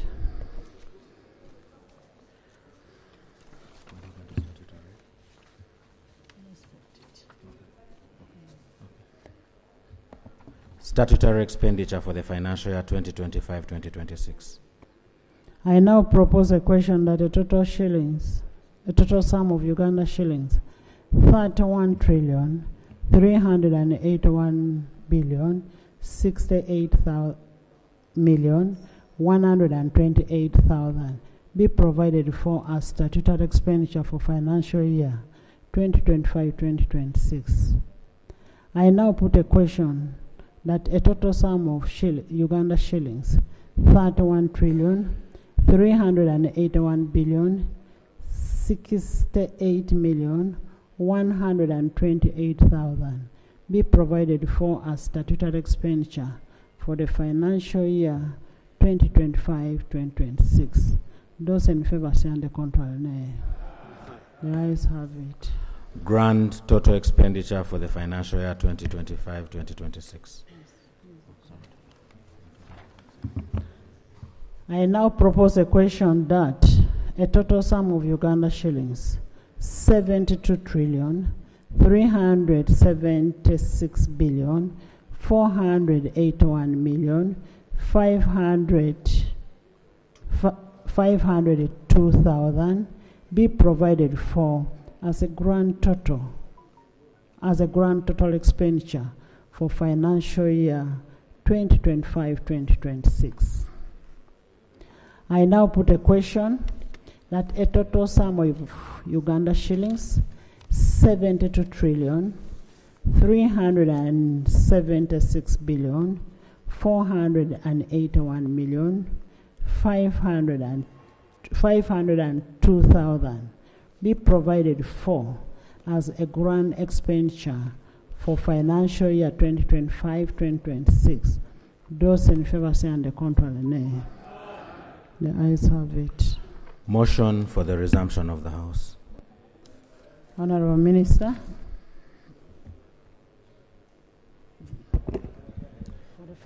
Madam Chair, I beg to move that the House resumes and the Committee of Supply reports thereto.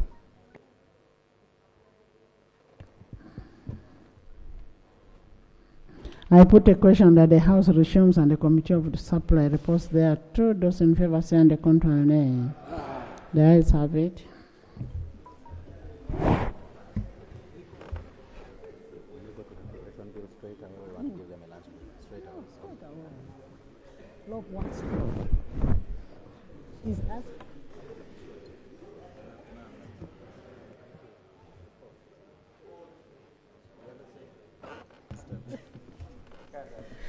Report of the Committee of Supply.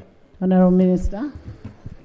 Madam Speaker, I beg to report that the Committee of Supply has considered the budget, the proposed annual budget for financial year 2025-2026 and approved it. Motion for adoption of the report of the Committee of Supply. Honorable Minister. Madam Speaker, I beg to move a motion that the report from the Committee of Supply be adopted. I put a question that the report of the Committee of Supply be adopted by this House. Those in favor say and the contrary nay. The ayes have it. Honorable Minister, honorable members, Budget Committee Chair and Chair, Vice, and all the members and the whole House, the Leader of Opposition, Shadow Justice, Shadow Finance. I want to congratulate all of you and thank you for going through this process. And Attorney General, thank you for the legal advice. Forever indebted to you. Speaker's Office, as Speaker's Office, we are grateful that we have gone through this process. Over to you. Over to you. Right Honorable Speaker and members, Madam Speaker, I want to thank you for the guidance. It has been a unique process this year, how we have processed our budget. And I want to thank the Minister and members of the House that we went through a very unique process where we went through the process of harmonization and consultation, especially with the Ministry of Finance. In a special way, I want to thank my colleagues, members of the Budget Committee. Colleagues, thank you for your patience. We know what we went through. Yes, Honorable Uganda raised a number of issues in his minority report. Yes, it is true. Thank you. Thank you. Next item. Yes. Next item. Next item. Item 6 on the order paper. Bill second reading. The Appropriation Bill 2025. Honorable Achi, I was just telling you to greet your people and thank your people. Honorable members, you recall on 27th March, the Minister of Finance, Planning and Economic Development tabled an appropriation bill 2025. For the first reading, the bill was referred to the Committee of Budget and it's now ready. And pursuant to Article 156 of the Constitution of the Republic of Uganda and Rule 159 of the Rules of Procedure, the Minister of Finance is hereby invited to move a motion to the effect.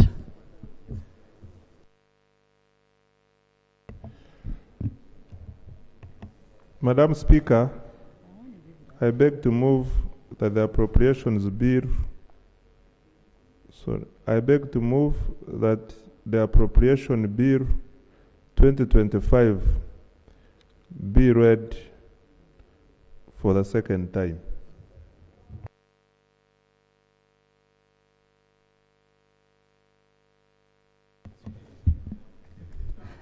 Seconded.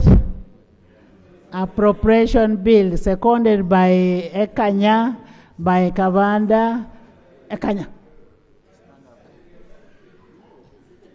Second reading. I thought you're senior in Parliament. By the whole House, apart from Odura and Lop and the Shadow. By the whole House. Yes.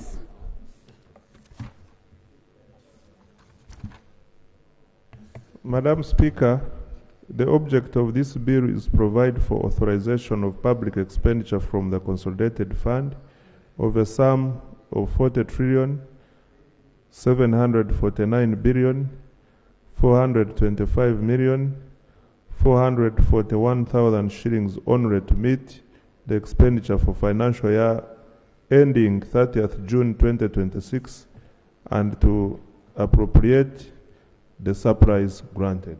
I submit. Thank you. Honorable Chair.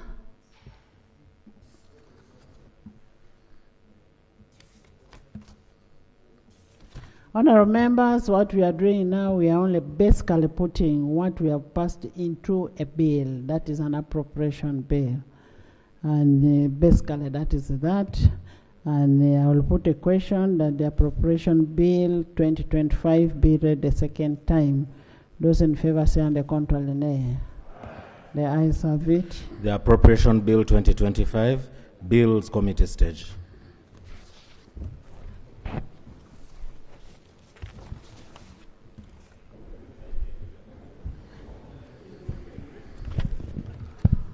Clause 1. I put a question that clause 1 stands part of the bill. Those in favor say on the contrary nay. Aye. The ayes have it. Clause 2. I put a question that clause 2 stands part of the bill. Those in favor say on the contrary nay. Aye. The ayes have it. Clause 3.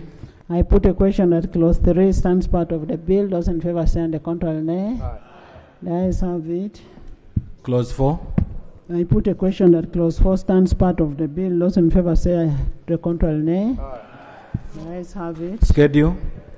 I put a question that the schedule stands part of the bill.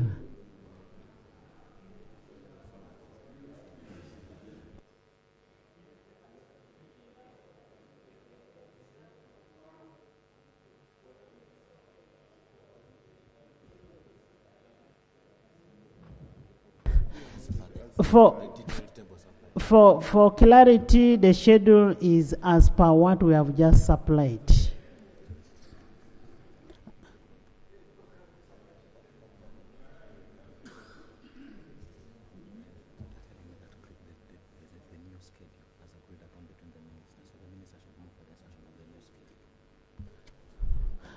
Honorable Minister, you move for an insertion of the new schedule.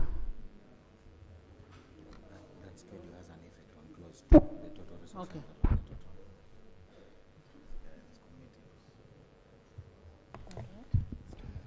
Madam Speaker and right all members, I move that the appropriation bill 2025 be passed by this House with amendment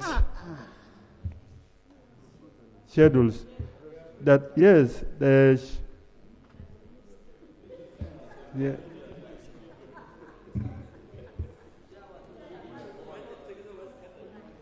Yes. The amendments are in Schedule A and Schedule B.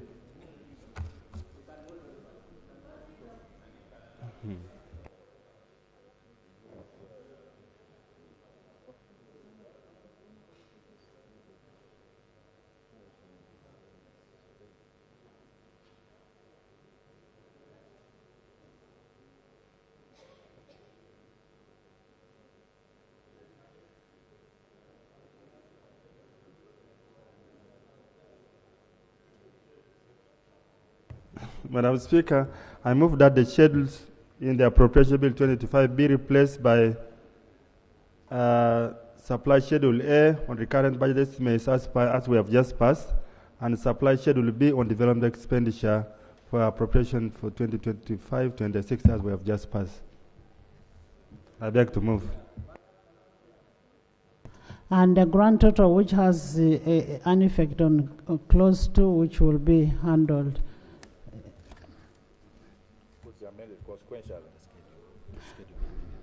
I put a question that the schedule be amended as proposed. Those in favor say and the contrary nay. The ayes have it. The schedule as amended. I put a question that the schedule as amended stands part of the bill. Those in favor say and the contrary nay. The ayes have it. Title. I put a question that the title stands part of the bill. Those in favor say and the contrary nay. I've not answered.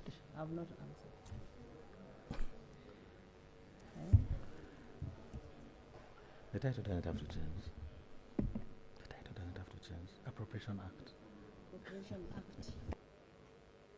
Maybe let's take that. Okay. Appropriation Act. No, this is the long title. We're talking about this title. This one.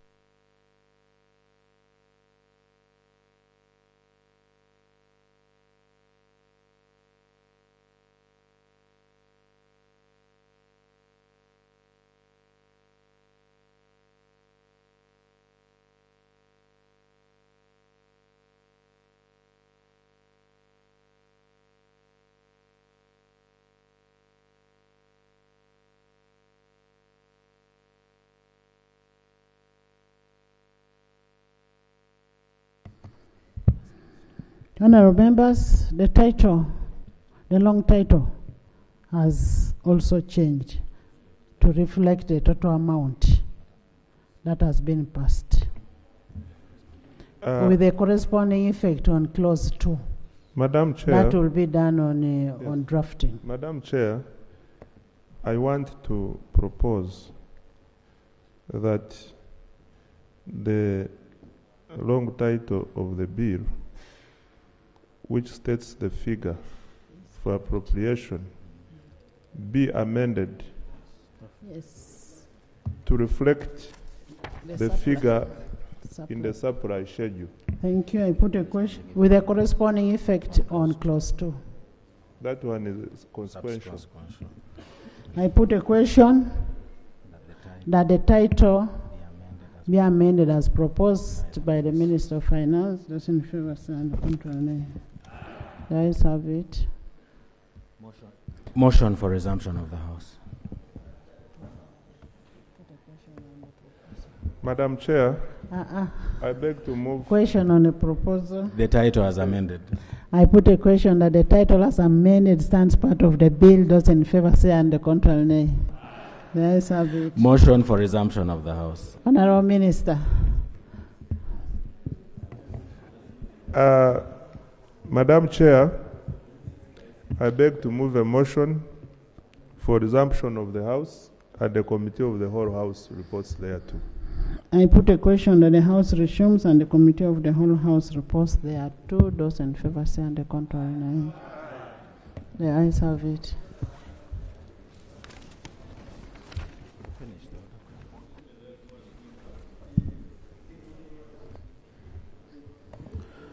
Report of the Committee of the Whole House. Honorable Minister.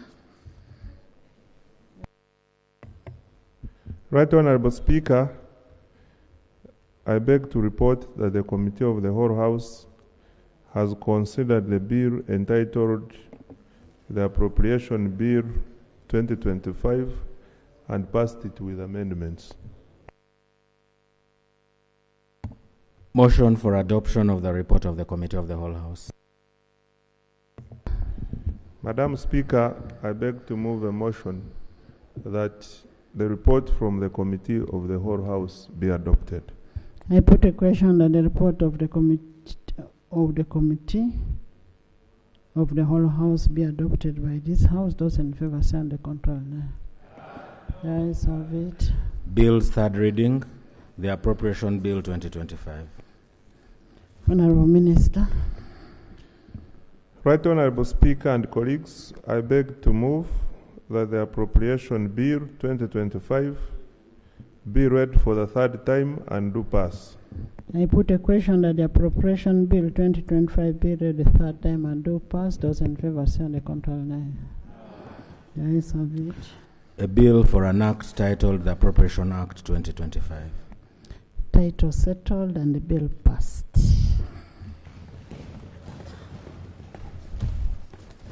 Honorable members, I want to thank you so much for going through this process. And I want to thank the Leader of Opposition for agreeing on the methodology that has made us finish so early, too early.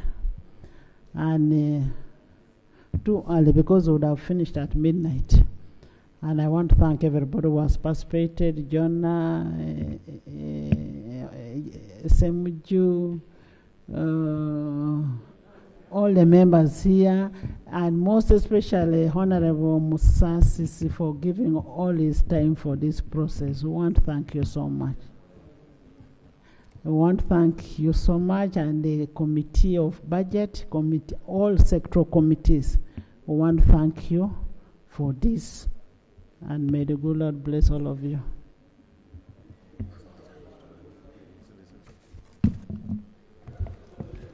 Madam Speaker, I want to take this opportunity to thank you for steering this process from the start to the end.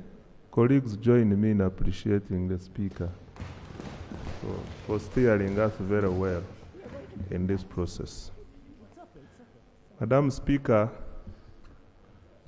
the national budget is a process that goes through 9 months with a number of stages. It is at this point that I want to thank His Excellency the President for providing us guidance at every stage we went through in consideration of this budget. I want to thank my colleagues in Cabinet, led by the Vice President, the Leader of Government Business, and all the ministers for the support they have given this process. I want to thank our colleagues in Parliament, in all committees, for cooperating with us in this entire process. Madam Speaker, most important to note, and what I'm happy about, is that I made a commitment that this budget will be highly consultative and we shall listen to the proposals made by Parliament, especially on the budget framework paper. Thank you. I proudly stand here to say that we cannot take everything, but as the chair said, about 4 trillion shillings have come from the recommendations made by Parliament. Lastly, I want to thank the Leader of Opposition for making my life easier today. Easier. He accepted us to use the approach. He allowed the approach that enabled us finish by 5. We would have gone up to 10 p.m., but because of his understanding, we have been able to finish early. Madam Speaker, thank you so much. And are we debating? Honorable Eki, we have been seated here from 10. 10. Actually, we've been in Parliament from 8. Madam Speaker, thank you so much. And I know I may not get another chance in this session to speak. I want to wish all those who are going for primaries the best. Thank you. Love.